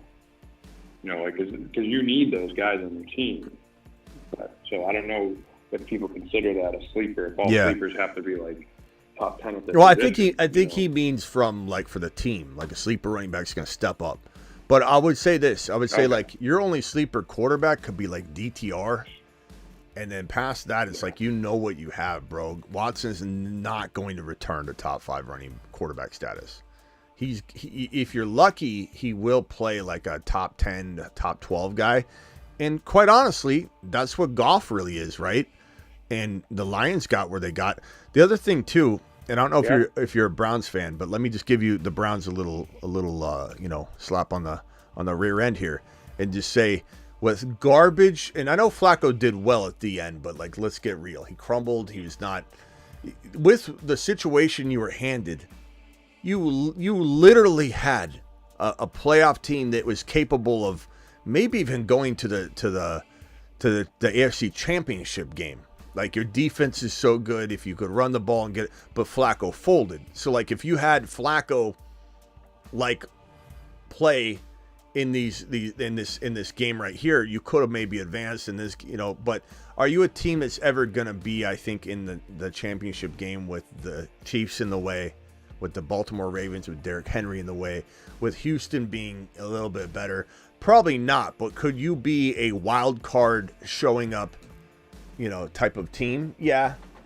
I think without the quarterback, and I do not think Deshaun Watson's the quarterback that you need. And I don't think you have it on roster. You have 10 quarterbacks practically, but Huntley, you have Deshaun Watson, you have DTR, and who's the other one? I always forget. Winston. I have no idea. Winston. Did you say Winston? Yeah, Winston. I didn't say that yet. Winston. So you have like a lot of guys. Like you're never gonna need a quarterback. I just don't know that any of them are getting you past a Houston, Baltimore, KC, Buffalo, Pittsburgh, maybe a Miami. Like maybe you could get past Miami. Maybe you could get past an injured team. But I think that you are potentially though in the top 6 to 8 teams in the AFC. That's pretty good considering you have no quarterback. You know what the problem is with the Browns? You can't get out of the Deshaun Watson contract. You are literally beholden to going down, having this window, and let's make no mistake about it, because I think I'm painting the picture pretty well. The Cleveland Browns have a window. You guys have a window to win a Super Bowl. You just can't get there. It's an impossible task because you are handcuffed to Deshaun Watson for multiple years. You can't get out of that contract if you want. The only way out, and I almost feel like the Browns were watching my show, because I said this early in the offseason. The only way out is if you accumulate as many quarterbacks as you can and try and get your Brock Purdy. Because if that happened, you could put Watson on the bench and no one would say a word if you had that breakout monster quarterback that just made everybody say, I don't care what we're spending. We've got our guy. And that's what made the Niners. No one talks about Trey Lance. No one talks about the fact that they spent 3 first-rounders. No one's talking about the fact that they mortgaged their draft future. They got Brock Purdy. They made it, right? So the Browns are trying, Huntley, Winston, DTR, Deshaun Watson. You have a lot, but I don't know that any of those guys are going to be top 6 to 10 Brock Purdy emerging quarterbacks. So it sucks, man, for Cleveland, because you guys are handcuffed into a horrible situation at QB. Regardless of who's the QB, who steps up, nobody steps up. Could Jerome Ford, pull out a Rashad White type year? Rashad White? Possibly. Rashad White? Yeah, he could. It's certainly possible, bro. It's certainly possible. I would not. I don't want to say no to that. Let me see where. And I'm a Chargers Where did fan. Rashad White finish? In fantasy, where did Rashad White finish? I don't have it in front of me, but I want to say it was like around number 2. number 3. No. I He didn't knew he finish was as pretty number high up. 3. I didn't think he was that high. It wasn't number 3, bro. There's no way. Let me go to the Marsman League. Marsman League leaders 2023. There's no way, bro. There's no way. Sorry. Zero chance of that. I see people saying 4 in the chat. I have him as 5 or Maybe he's up I have him higher. as between 5 and 6 in these 2 leagues. Which is Still high, That's which very is still high, but 3 ETM was 3 almost across the board. Which is crazy when you think about it. So I would say I don't know if Ford could do that. Yeah. I would say he's okay, where did I put the Cleveland Browns? Where did I just deleted the Cleveland Browns, didn't I? Damn it.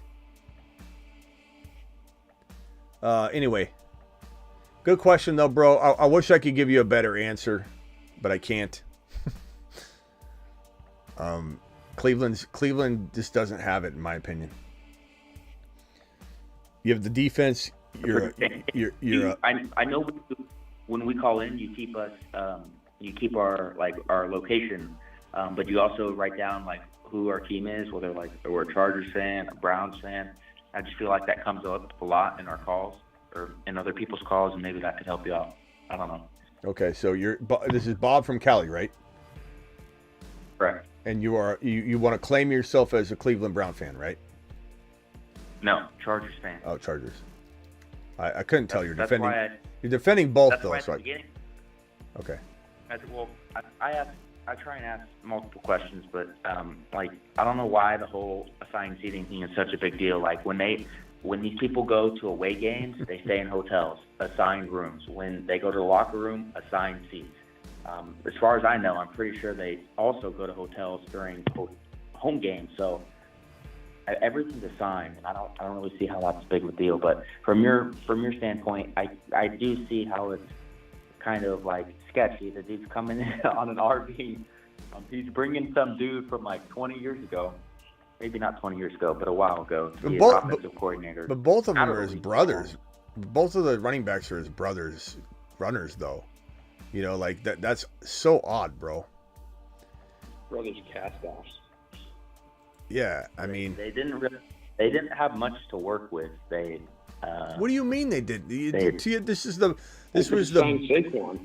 the biggest year for this is the best year to sign a running back. This is the best free agent pool we've ever seen. And I don't want to hear about money, bro. It's not, running backs cost nothing.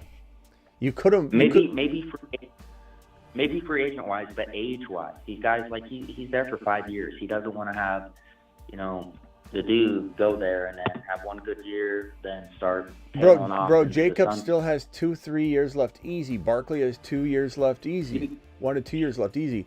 And not to mention early either. Yeah, it's like he didn't go after his buddy Corum. He didn't go after Jonathan Brooks. He didn't do anything, man.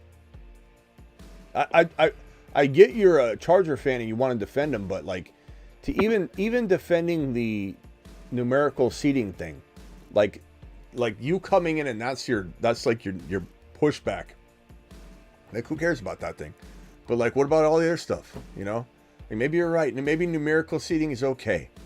But all I know is sitting, okay, show up. You first of all, you're already there. Harbaugh's coming into your territory, right? He's the coach. I get it. You're the player. He's the boss. But he's coming into your territory. You've got your locker. You're set there, bro. You're sitting by your pals. Imagine even in high school when you were sitting where you are and a teacher came in and said, I'm moving you all. Take all your stuff. Get it out of your desk. You're going to sit in a different area. That even pissed you off. Like this is a pro athlete that's got his rituals, man. This is a grown man. Doesn't need to be told where to sit. And this is what the Niner players had vocalized. There was a person that talked about, I forget who it was, a defensive player, that said that when Harbaugh was in San Francisco, people got really tired of his rah shit by about 3 or 4 years in. And it's just like in college, the players would bounce out of there after 3 years, right? Roughly. So like they didn't have a chance to really get overwhelmed by it. But it's like, it's just too much, man. These are grown men, and you're gonna be like, you're sitting here, exchange the cards and write down your favorite food. Like, these are grown men. This is not like show and tell. I get that I might be petty on this topic, but I don't care about the sign seating is one small, tiny little thing. It's just something I think is weird. And it goes along with everything else he's doing. Getting rid of Keenan. Can you explain to me getting rid of Keenan Allen for practically nothing? Can you explain that to me? How is that beneficial whatsoever? He didn't want to pay. He didn't want to take a pay cut. Mike Williams, I don't know what the situation with that is. The dude had a broken vertebrae due to Brandon Staley, who everybody knows is just really, really bad. They have two aging people on the left and right side of the defensive line. Mack, 35, Bosa, who has gotten hardly any sacks in the last few years. They asked them to take pay cuts. Well, Bosa, to my knowledge, and he did. What are they supposed to do? These guys are aging. They had to either move off of them or trade them. And unfortunately, due to the other guys in the market at the time, and nobody really was moving. They were like the only people that did move. RBs moved, but wide receivers didn't really move. I mean, you had some big ones with Ridley, others, but I mean, they were getting paid, and they were younger, 2-3 years younger. So, I mean, if you look at the guys that they got, you can't say that they're not going to put up numbers. Some of them came from USC, and they've always had a pedigree of putting out really good guys. But hold on. You got Lab McConkey, who I like. Now, tell me how much you love your wide receiver room. You just said you can't tell me they're not going to. Yes, I can. I can tell you have one of the worst wide receiver rooms in the league. You got Lab McConkey, who I like, but he's still an unknown player that we don't even know. He's in the slot. The slot can be very good for a lot of wide receivers. I don't know that will necessarily be super, volume, fed from this offense that he's going to deploy. But talk to me about your wide receiver room, because I disagree with what you just said, that you can't tell me they're not going to put. Yeah, I can. They have Rice out of USC. Okay. I mean, he could step it up, although he's vocalized recently that he's not really appreciative of how they're using him. He drafted another wide receiver from Michigan who Harbaugh coached himself. And I believe they also still have Joshua Palmer, who didn't really get as much playing time due to Keenan Allen leading the league in receptions for the last 2 years, and having Mike Williams on the outside. I do love how Bob admitted that, though. He's like, they do have Brandon Rice, who did admit that he didn't like how they're using him. Bob. Oh, 7th rounder, though. And to be honest, Michigan, like, we're seeing it now. McCarthy, he's not really that great of a guy. Everybody, you look at everybody on TV at least. He wasn't a day one guy. He wasn't. I know. Travis has said that he was their guy. He's their guy. Well, things shifted, and the draft changed. Who? What are you saying? Who's their guy? What? Who's guy? A while back, I think. Yeah. Oh. Okay. Well, I thought. Wait. What were you saying? Say it again. I didn't hear what player you're talking about. I thought McConnell, or whatever the Vikings head coach is, came out or had videos saying McCarthy's the guy. He's the guy. Oh, he's our guy. That's why they drafted him. Vikings said it. Yeah. The Vikings. Yeah. When he's never asked to do anything there. He hasn't been asked to do anything, and it's clearly showing now. The whole scheme was based off the run. Everything. Correct. That's why I don't like JJ McCarthy. That's why I don't understand how people can defend him. Like, there's nothing he brings to the table that screams, hey, it's going to be okay. All I hear are excuses. Hey, if he did do this, he would have got more work. Or, hey, if they didn't do this, hey, they ran the ball too much. Hey, they got a national championship. Like, yeah, it's a great team effort. And look, no one's taken away from Harbaugh as a coach in college football. Nobody.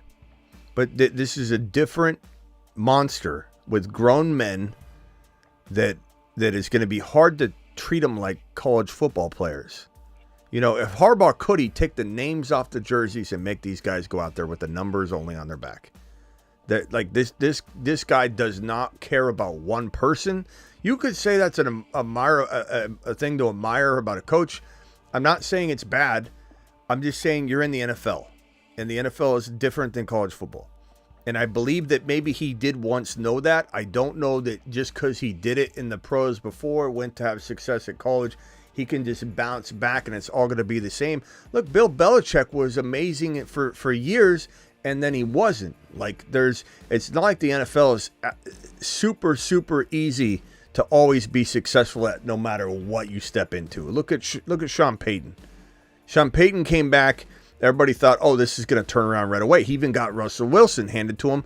Okay, you know, at least he has a quarterback. That was a debacle. None of it's been handled right. I don't know that Sean Payton's even going to succeed there. I like Bo Nix a lot. I just don't know what's going to go on. But you can't just say because you had success before, you had success here, you can walk into any situation. If anything, I think the Chargers, they were potentially the right situation to walk into, and then he dismantled it. Then he dismantled all of his weaponry, tries to build from the ground up, building from the trenches. Well, good luck with that. You could have built from the trenches and still drafted or traded or kept Keenan Allen. Like, here's the thing I said over and over, bro. You keep Keenan Allen and you draft Joe Alt, okay? But you keep Keenan Allen and then you bring in Barkley or Henry. How is that not the right choice of action? If you get, I'm like people say, Smitty, you're so arrogant. You know more than Harbaugh. I'm telling you, I could have done a better job than Harbaugh putting together this team, because even if I did what he did, I would still go get Barkley or Henry or Jacobs, whichever one you felt you could afford best. Bring him in. You're Harbaugh. It wouldn't be that hard to lure one of them in and say, we're going to run the damn ball. You want to be a part of it. Rah, rah, rah. Yeah, I'll go. You bring in one of those guys. You keep Keenan Allen. You still draft McConkey. You draft Joe Alt. I don't even have to change some of the game plan in the draft, right? You draft McConkey. You draft Joe Alt. You keep Keenan Allen. And you sign one of the three running backs. Now I've handed Harbaugh a playoff, maybe even a championship contending team. I don't care what anybody says. You could call me arrogant or arrogant son of a bitch, thinks he knows everything. That is a better team. Raise your hand if you think I didn't just build you a better team. McConkey, Keenan Allen, Barkley, Harbaugh, Joe Alt. Raise your hand. What? It's a better team, but they would have had to lose either Bosa or Mack. And I don't want to keep like circling the tail with this. No, they wouldn't. But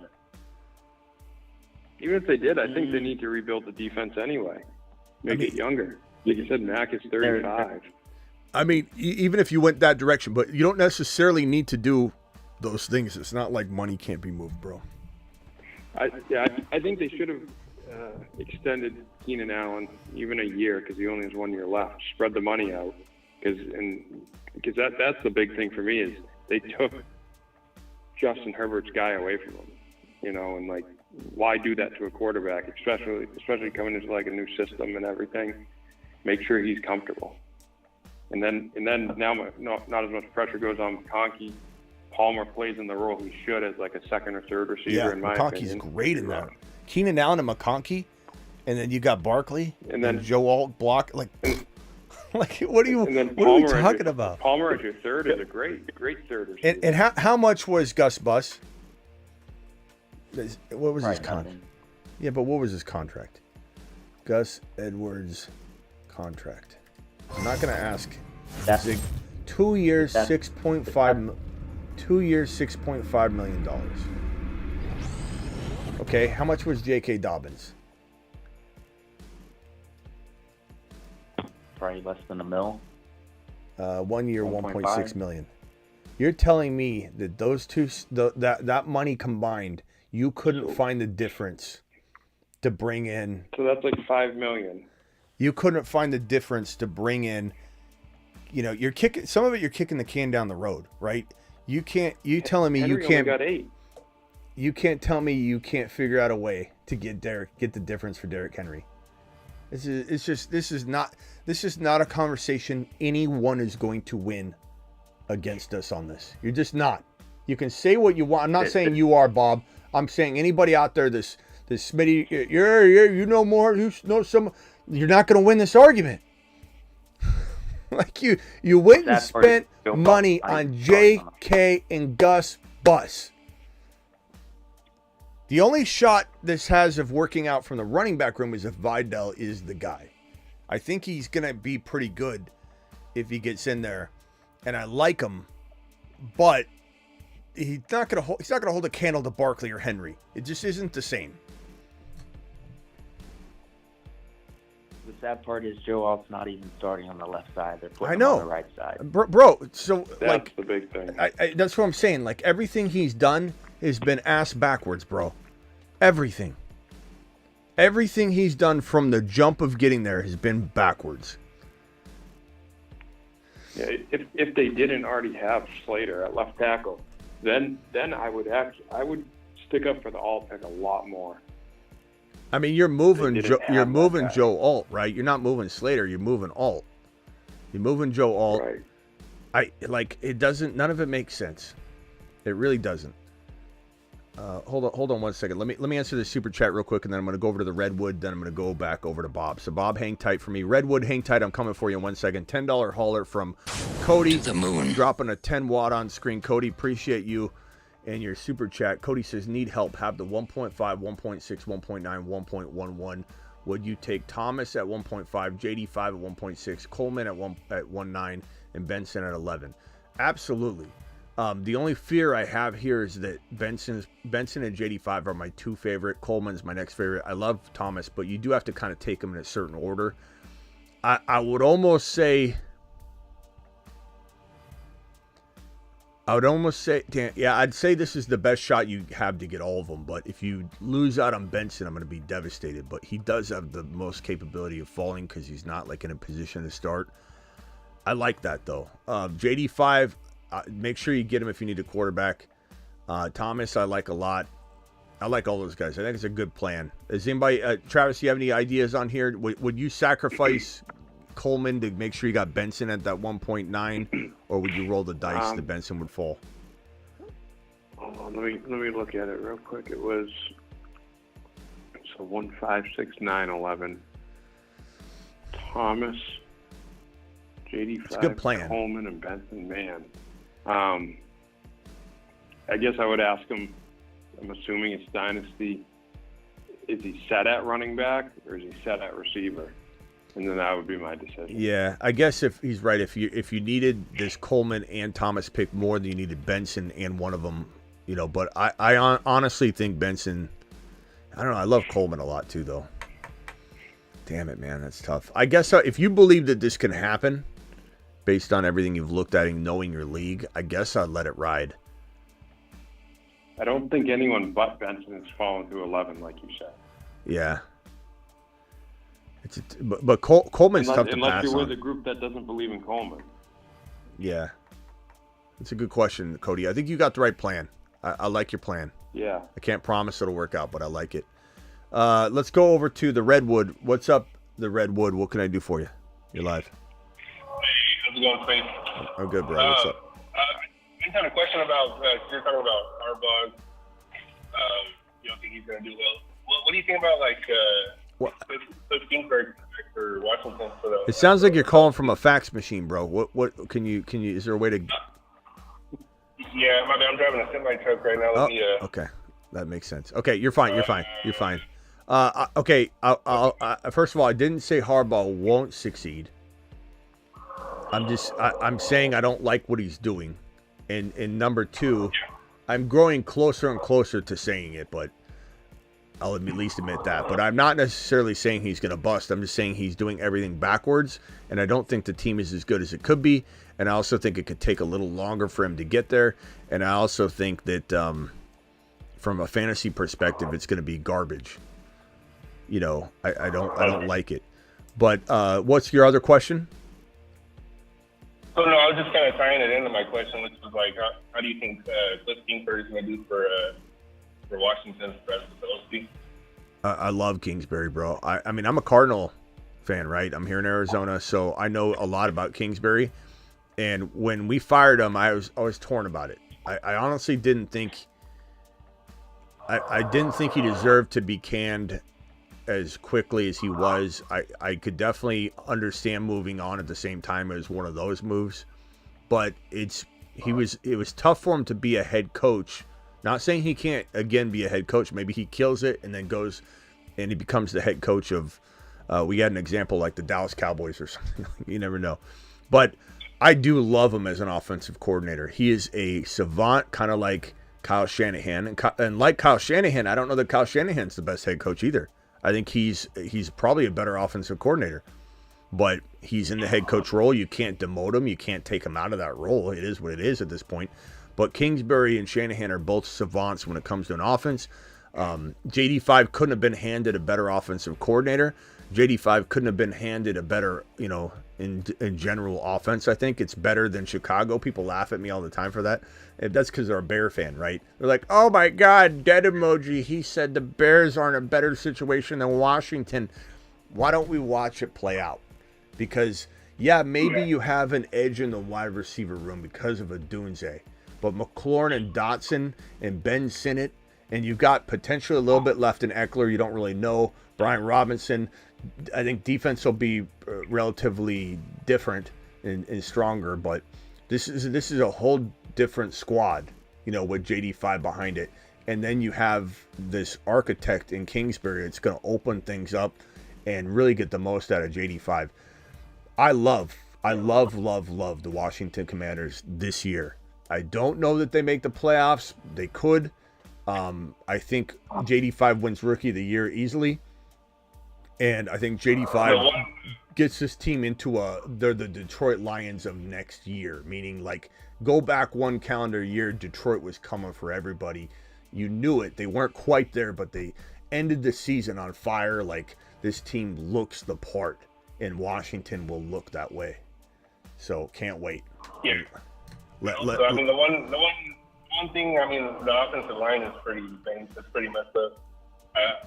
That's the only thing I'm kind of really concerned about because, I feel like as a rookie quarterback, you're going to need that protection. But the one thing I'll say about offensive line, bro, is I'm not saying it's overrated by any means, but I think people it's overblown that offensive lines are exactly what they are from the previous year. When you get a different quarterback in there, it changes everything. When you get a different coach in there that can coach the guys up, it changes everything. I think to give you an example, the Niners are always in granted they've had some injuries at their quarterback position, but that's more of scheme, not necessarily bad blocking. It's because you're pulling guys, you're having tight ends block linebackers and running backs block linebackers, and then you're getting injuries to your quarterback and doing kind of weird, it's a system thing. But the Niners always have a lot of, oh my God, they have the offensive line is going to be garbage, or what's going to happen to the offensive line? They coach it up every year. So your offensive line can only be as good as your coach. And there's so much more room to develop and mature an offensive line through quarterback play and coaching than people ever give it credit for. So when people try and judge like the Jets and all these other offensive line situations when you have Zach Wilson under center, I don't think they know what they're talking about. You can't judge the Jets offensive line with Zach Wilson under center as you can judge the same offensive line with Aaron Rodgers, quick release, spreading out the defense, less stacked boxes, less defenders being rushed on average. Like, give me a break. This is not the same conversation. So, one thing I will say about JD5 is his release. He's what? He's a what? Really nice release, really quick release. Oh God, JD5's release is quick. He's the best pocket passer in the draft class by a country mile. 35 touchdowns from the pocket last year. 11 touchdowns and 0 INTs in the final 3 games from the pocket. These people that doubt JD5's pocket ability are just wild, bro. They don't know what they're saying. Yeah. Oh, yeah, for sure. I guess the main concern is just like him being a mobile quarterback. Because Lamar obviously has some weight on him, but then the other thing about Lamar is that Nope. Lamar weighs less than JD5. Oh, he lost weight. That's right. Lamar weighs 205. JD5 weighs at least 208 that we know of. What? He's always had that ability to escape danger too, though. Like that's his thing. Like, has he? Because he's been injured almost every year, but last year though. Lamar. Yeah, no, he has been injured, but he's actually for as much as he runs, he's been pretty good about it. I watched a lot of his film. Yeah, but yeah, I guess we'll see. Hey, the Redwood, we appreciate you. We appreciate our truck drivers out there. So keep doing your thing, bro. We thank you. Call in more often, bro. Yeah. Thank you, Smitty. Have a good one. All right, call in tomorrow. All right, final thoughts, Bob. Bob, final thoughts. I wanted to cover on something I saw Reggie say in the comments. Do you think Hunt could possibly go to Dallas this year? And if not, where could he possibly end up? Kareem Hunt? Correct. I don't know that he's got it enough left in the tank to even be a factor, bro. I don't know. Ziggy, how old is Kareem Hunt? Kareem Hunt is 28 years old and was born on August 6th. He turns 29, bro. No, thank you. Turns 29 in August. August 29th falls on a Thursday. Ziggy off. I'm not saying it's impossible, but I'm not taking that gamble. I don't care. That's all I have for tonight. Thanks, Yeah. Smitty. Hey, thanks, Bob. Appreciate you later, bro. Charger fan indeed. I feel like I send Bob away depressed every time. It's because he asks me Charger questions. What am I going to do? Marsman rock out. What final thoughts?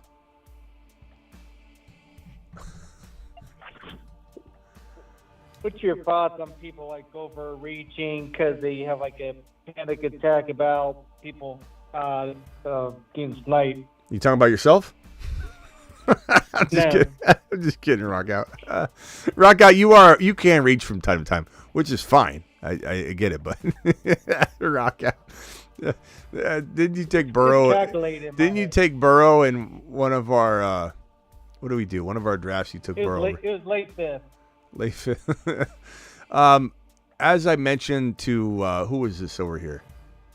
This was Double R, right? Like I mentioned to Double R, like you make one reach, okay, fine, but you don't give yourself an opportunity to recover.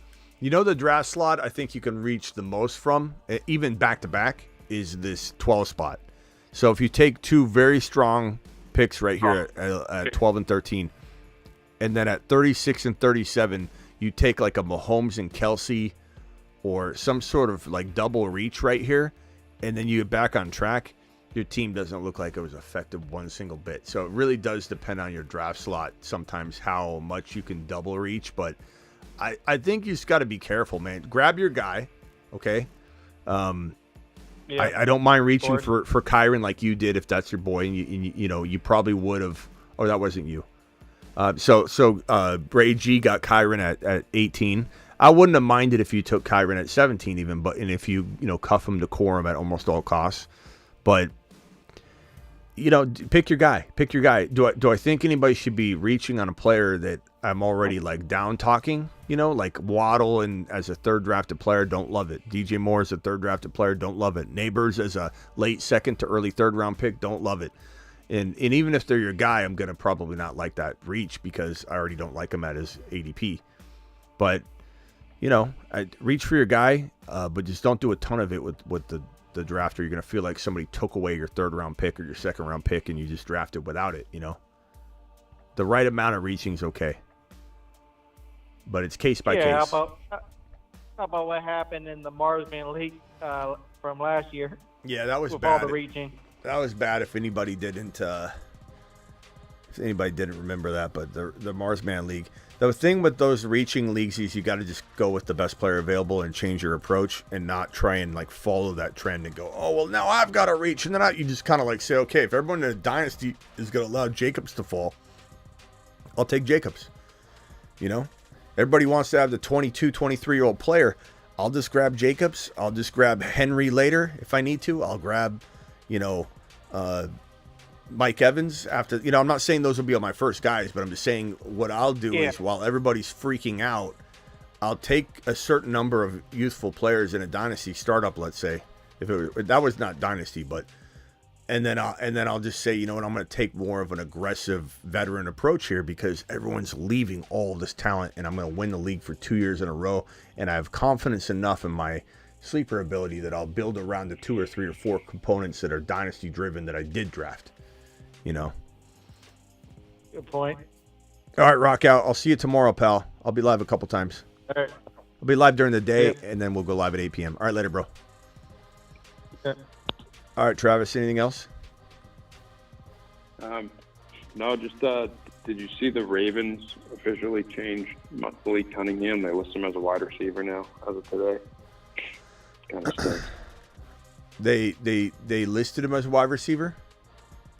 Up until today, he was listed as a quarterback, and he was just doing some work with wide receivers, and they changed his listing today. So yeah, as much as I want to be like, cool, and I like that because he's a great player, like, I don't know. The NFL's so weird, man. It's a little late to, like, change your position and be elite. Like, how often does that ever happen? And I would, and maybe they saw it and they said, okay, it's never going to happen at quarterback, but I was just curious to see him sit for a year behind Lamar and learn in that offense for a full year and see what came of it as a quarterback, The only thing I could think of is they changed him because they're going to use him a lot more, and they can now put him on the field as a wide receiver quarterback. You know what I mean? Like, he can go in the Wildcat, he can throw the ball. He just can't be their starting quarterback. Maybe it ends up being like a good move for him. Maybe he gets a lot of run. I don't know. Maybe he's now the new Taysom Hill. I don't know. Tough to say. I've always liked Malik Cunningham. Use guys like that. It's just Joe Milton. There's guys that can. They're not stars, but they can be used. I'm telling you, if I was running New England, I'm not sure this is smart. I'm admitting that up front. But if I was the New England Patriots, part of me, I'd at least think of it like a Jerry Maguire late night bad idea, and then like maybe I write the memo and then in the morning I regret it. But he'd be like, we're starting Milton, and if it works out, no one's gonna care. And then if it doesn't work out, Drake May comes in and saves the day, and then he'll be ready. Nothing to lose there. I probably regret it the next day, but it just feels so smart right now, late at night. It's good. It's going to be fun to see. Milton will probably do something in preseason, and then everybody is going to say, "Oh, Milton's the guy now." But I'm glad they took him though, just that extra shot. I love Joe Milton. Okay, Hoosier says, what about Josh Jacobs 17 picks ahead of ADP? No, 17 picks, probably not. I don't know. I don't think so. It depends what we're talking. The scenario matters. Nobody should be taking the 17 picks ahead of their ADP. Yeah, I have to push back real quick on Jeff Prestwood in the comments that Patriots are dysfunctional. They were dysfunctional. I'm not sure they are. We got to wait and see now. They had a good draft. It seems like they're committed to a rebuild. So let's see what they do with it. Yeah. Hoosier says that's in one of our drafts right now. Oh, did Rock Out take him that many picks ahead? It's case by case, like I say. Like example, Jacobs was taken. Let's see where Jacobs was taken. Here at the 2-3 turn. So let's call this 17 picks early. That would be, like right around here. I guess I could take him. I guess. If he's going around 4 normally and you take him anywhere in 3, I guess I'm fine with it. So Jacobs, I don't mind reaching. Henry in the third or fourth. I think Henry, he went because he was the topic of the night, and this always happens. Instead of Henry going naturally in round 3 as a steal, topic of the night, somebody grabbed him. It's fine. But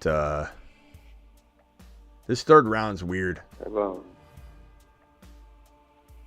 Have we done a slow draft at the end lately, or did I might have missed one? No, I can drop one if you guys wanna. You guys want to do a slow. If enough people want to. Well, I don't know if it'll get started. I might have to continue it by dropping the link in there. Yeah. But here's a private league draft for everybody if you want to jump in. It'll be like 17 weeks of all of us, the 12 of us in it the whole way. $3 entry. $3 entry, and then the winner gets $20. It's not one of the big tournaments, but you do enough of these and it adds up, and it's fun anyway. So you can rename it by clicking the info little circle I in the corner and rename it like a Smitty draft, and that way you can later on reference it and follow it all year long and see who can knock off your boy. Okay, here's the link. Let me copy the link. I'll drop the link in the live chat right now. This is to get into a private draft. I won't be showing it on the screen and drafting in it, but hopefully everybody can jump in. Okay, final. Bob, you called back, Bob from Cali, Chargers fan. One more question, real quick. 10 seconds. Yeah. Do you think Dobbs has a better year than Christian Watson? Dobbs, no. Do I think Jaden Reed does? Yeah. But I love Christian Watson as a sleeper, but Dobbs is not. Dobbs is an average. Him and Wicks are. I like them both a lot. They're very good players. They're not great. They're very good. They're awesome players for the Green Bay Packers. They're great complementary players to the starters. But Christian Watson and Jaden Reed are the guys, and I love both of them. You know, if Christian Watson got his hamstring issue under control, which he says he did. I mean, who's not going to say that? Who's going to be like, I don't know, it's probably going to blow again. You know, like who's going to really be honest about that? I don't know. If he did get it under control, let's not forget that Christian Watson had one of the most stellar rookie years we have ever seen for a rookie wide receiver in like a 4 or 5 game window of time.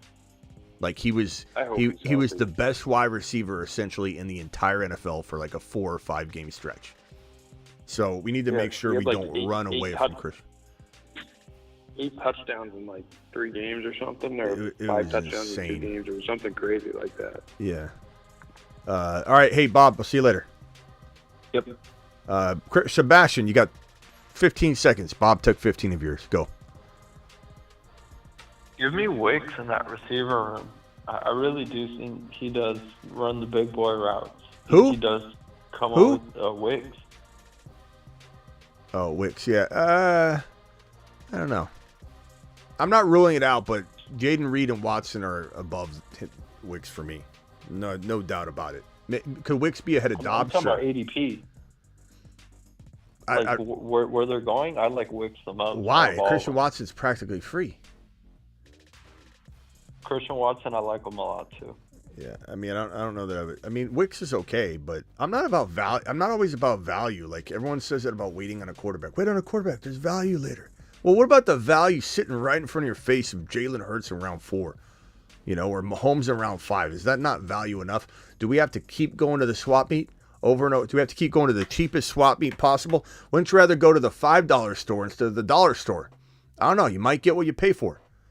So if we're talking about wide receivers, rankings, ADP, Christian Watson, I mean, he's going higher and higher, though, I will admit. So I wouldn't say he's free anymore, but I'd say he's still damn cheap. Christian Watson, 83 overall, wide receiver 47.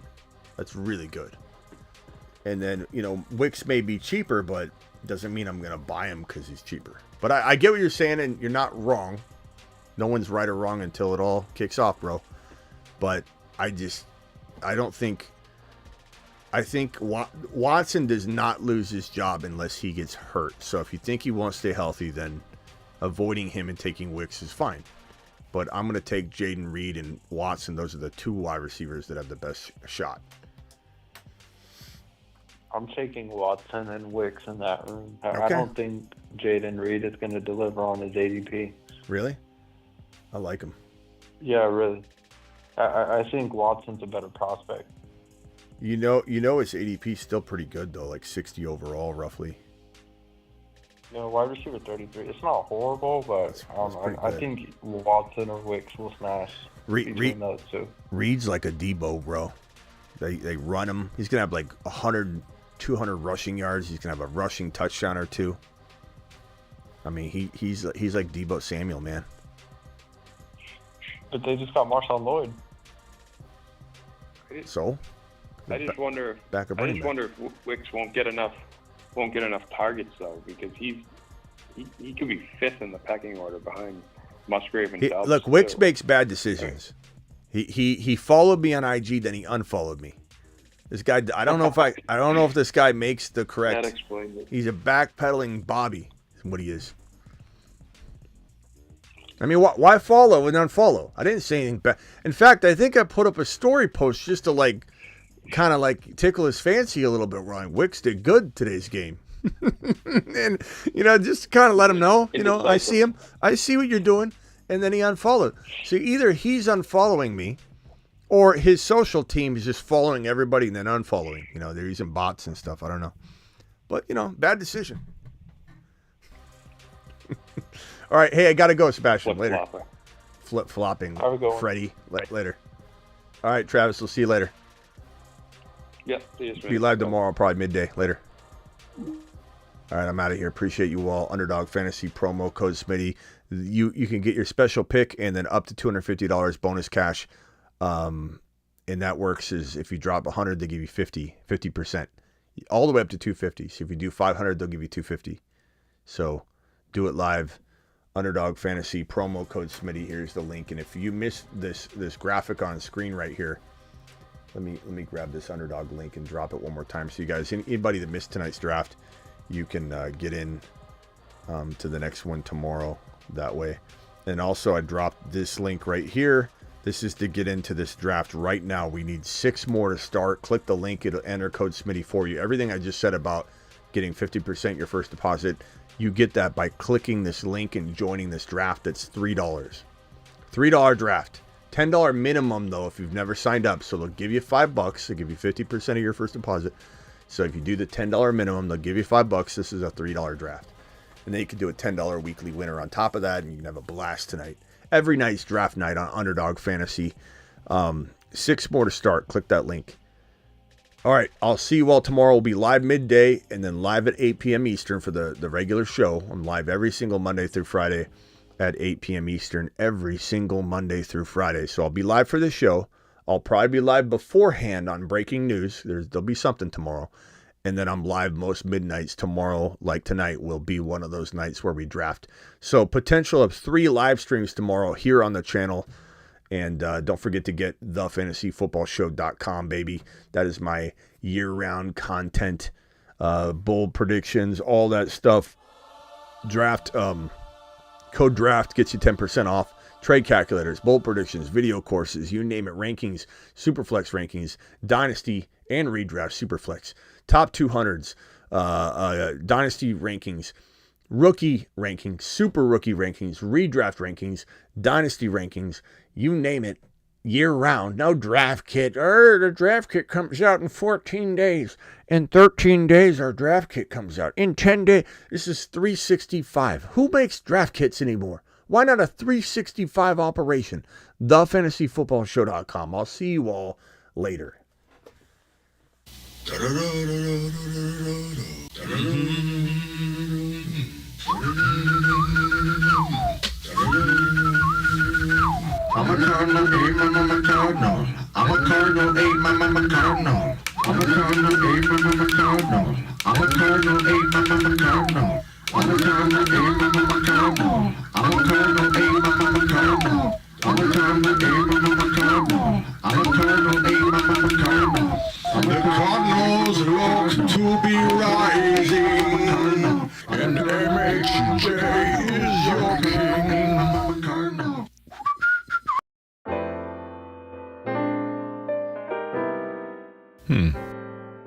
Hi. What would you like? Footballs, please. Lots of footballs, please. Coming up.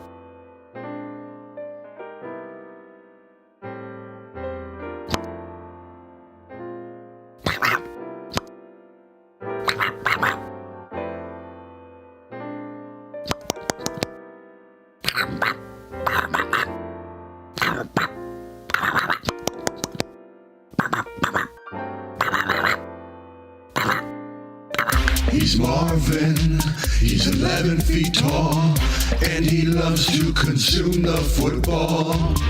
He's Kyler, he's 4 feet tall, but starving Marvin will answer the call. They're Kyler and Marvin. The double-decker, pronounced double-decker in academic circles, is drafting wide receiver back-to-back in rounds 1 and 2, using these plethoras of players. The double-decker.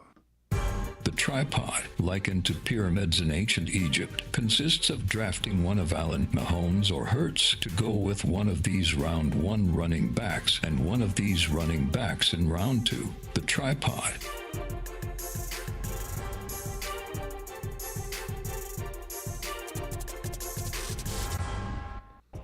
See you all later. Thanks for watching. Appreciate you. One more time with the link. We got 4 more to start this draft. I just dropped the link. You want to get in this draft. It's $3 to get in, $20 to first place. It's not some huge tournament, but it's a private league for us on Best Ball Underdog Fantasy that is going to be us for weeks 1 through 17. Okay? Let's go.